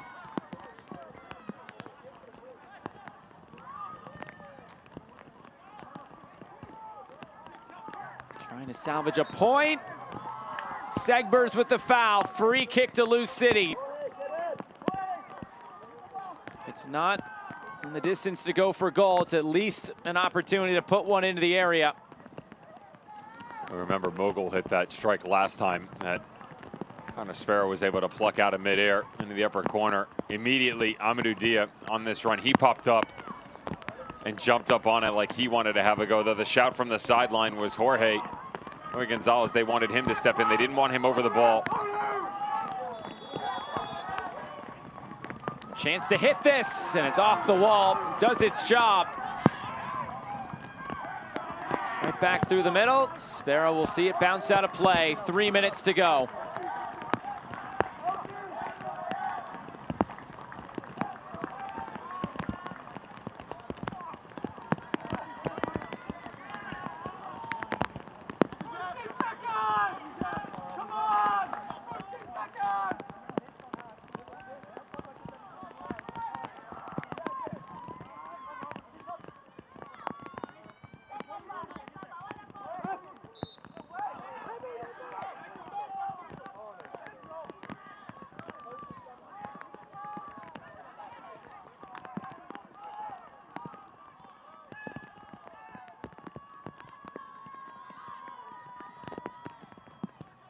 Louisville trying to avoid its first defeat since June 5th, their last trip to Florida against Tampa Bay. Also a 1-0 loss. This is served in and headed clear. This would be the first win ever for Miami FC over Lou City. They're under 2 minutes away from it. Sharpie, nearly slipping. Curls this in. Little flick to the back post and too far. Masoso can't keep that in play. Goal kick as the rain continues to fall, now heavier.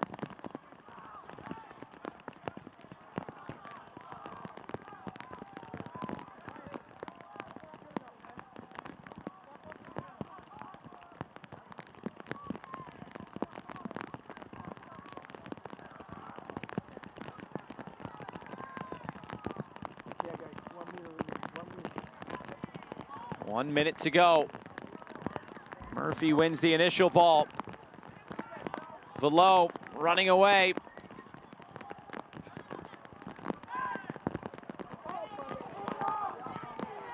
There's Parks. He's brought down. Free kick to Miami. And that should just about do it.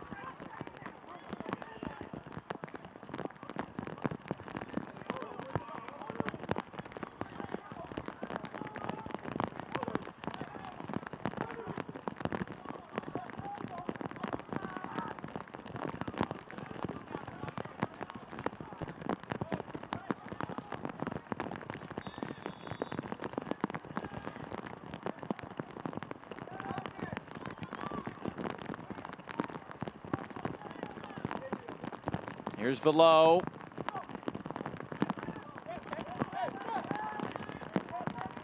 This is out of play. And there is the final whistle. It's a third straight win for Miami FC. Its first win ever over Louisville City, whose 10-game unbeaten run comes to a close. Miami FC 1, Louisville City 0.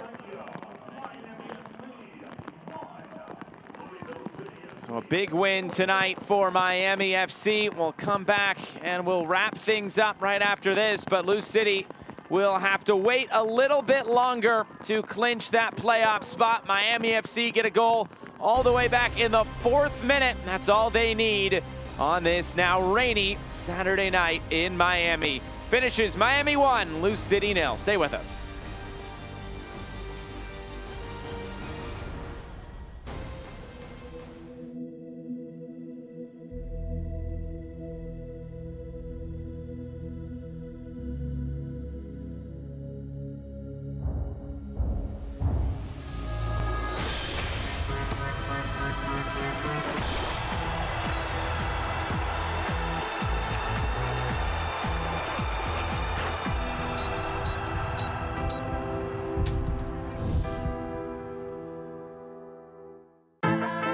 Some people think Miami is just flamingos and palm trees. And hell yes, we have badass sunsets. But Miami's Little Havana, Doral, Little Haiti, Hialeah, Wynwood, Coconut Grove, Kendall, Calle Ocho, Sweetwater, Homestead, cortaditos y coladas empanadas y croquetas. is so much more. This is the 305. This is who we really are. This is what we are all about. I am Latino. I'm a disruptor. I am LGBTQ. I am a villain. I am a mother. I am Haitian. I am an athlete. I am an activist. I am a king. I am American Dream. I am the future. I am Miami FC.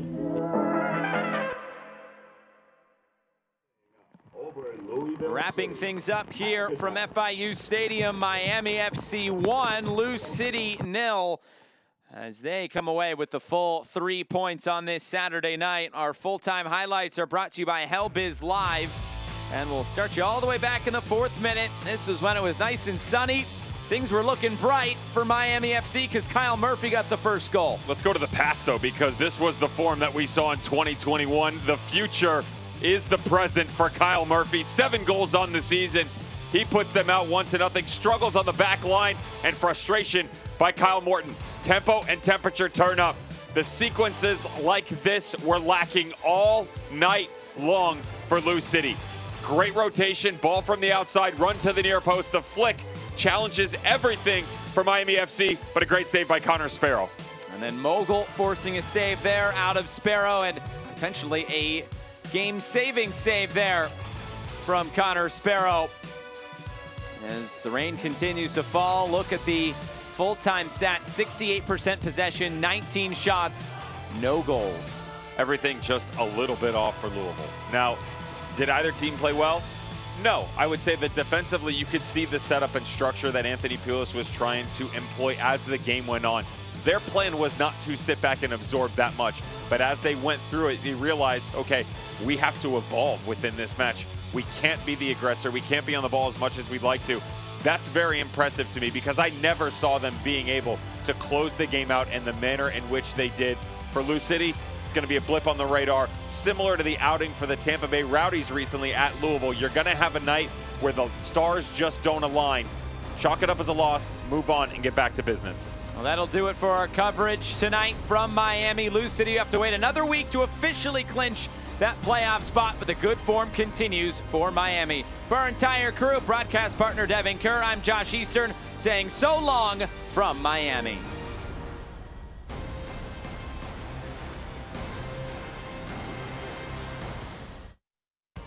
This copyrighted telecast of the United Soccer League Championship cannot be retransmitted, rebroadcast, or reproduced without the expressed written consent of the United Soccer League Championship.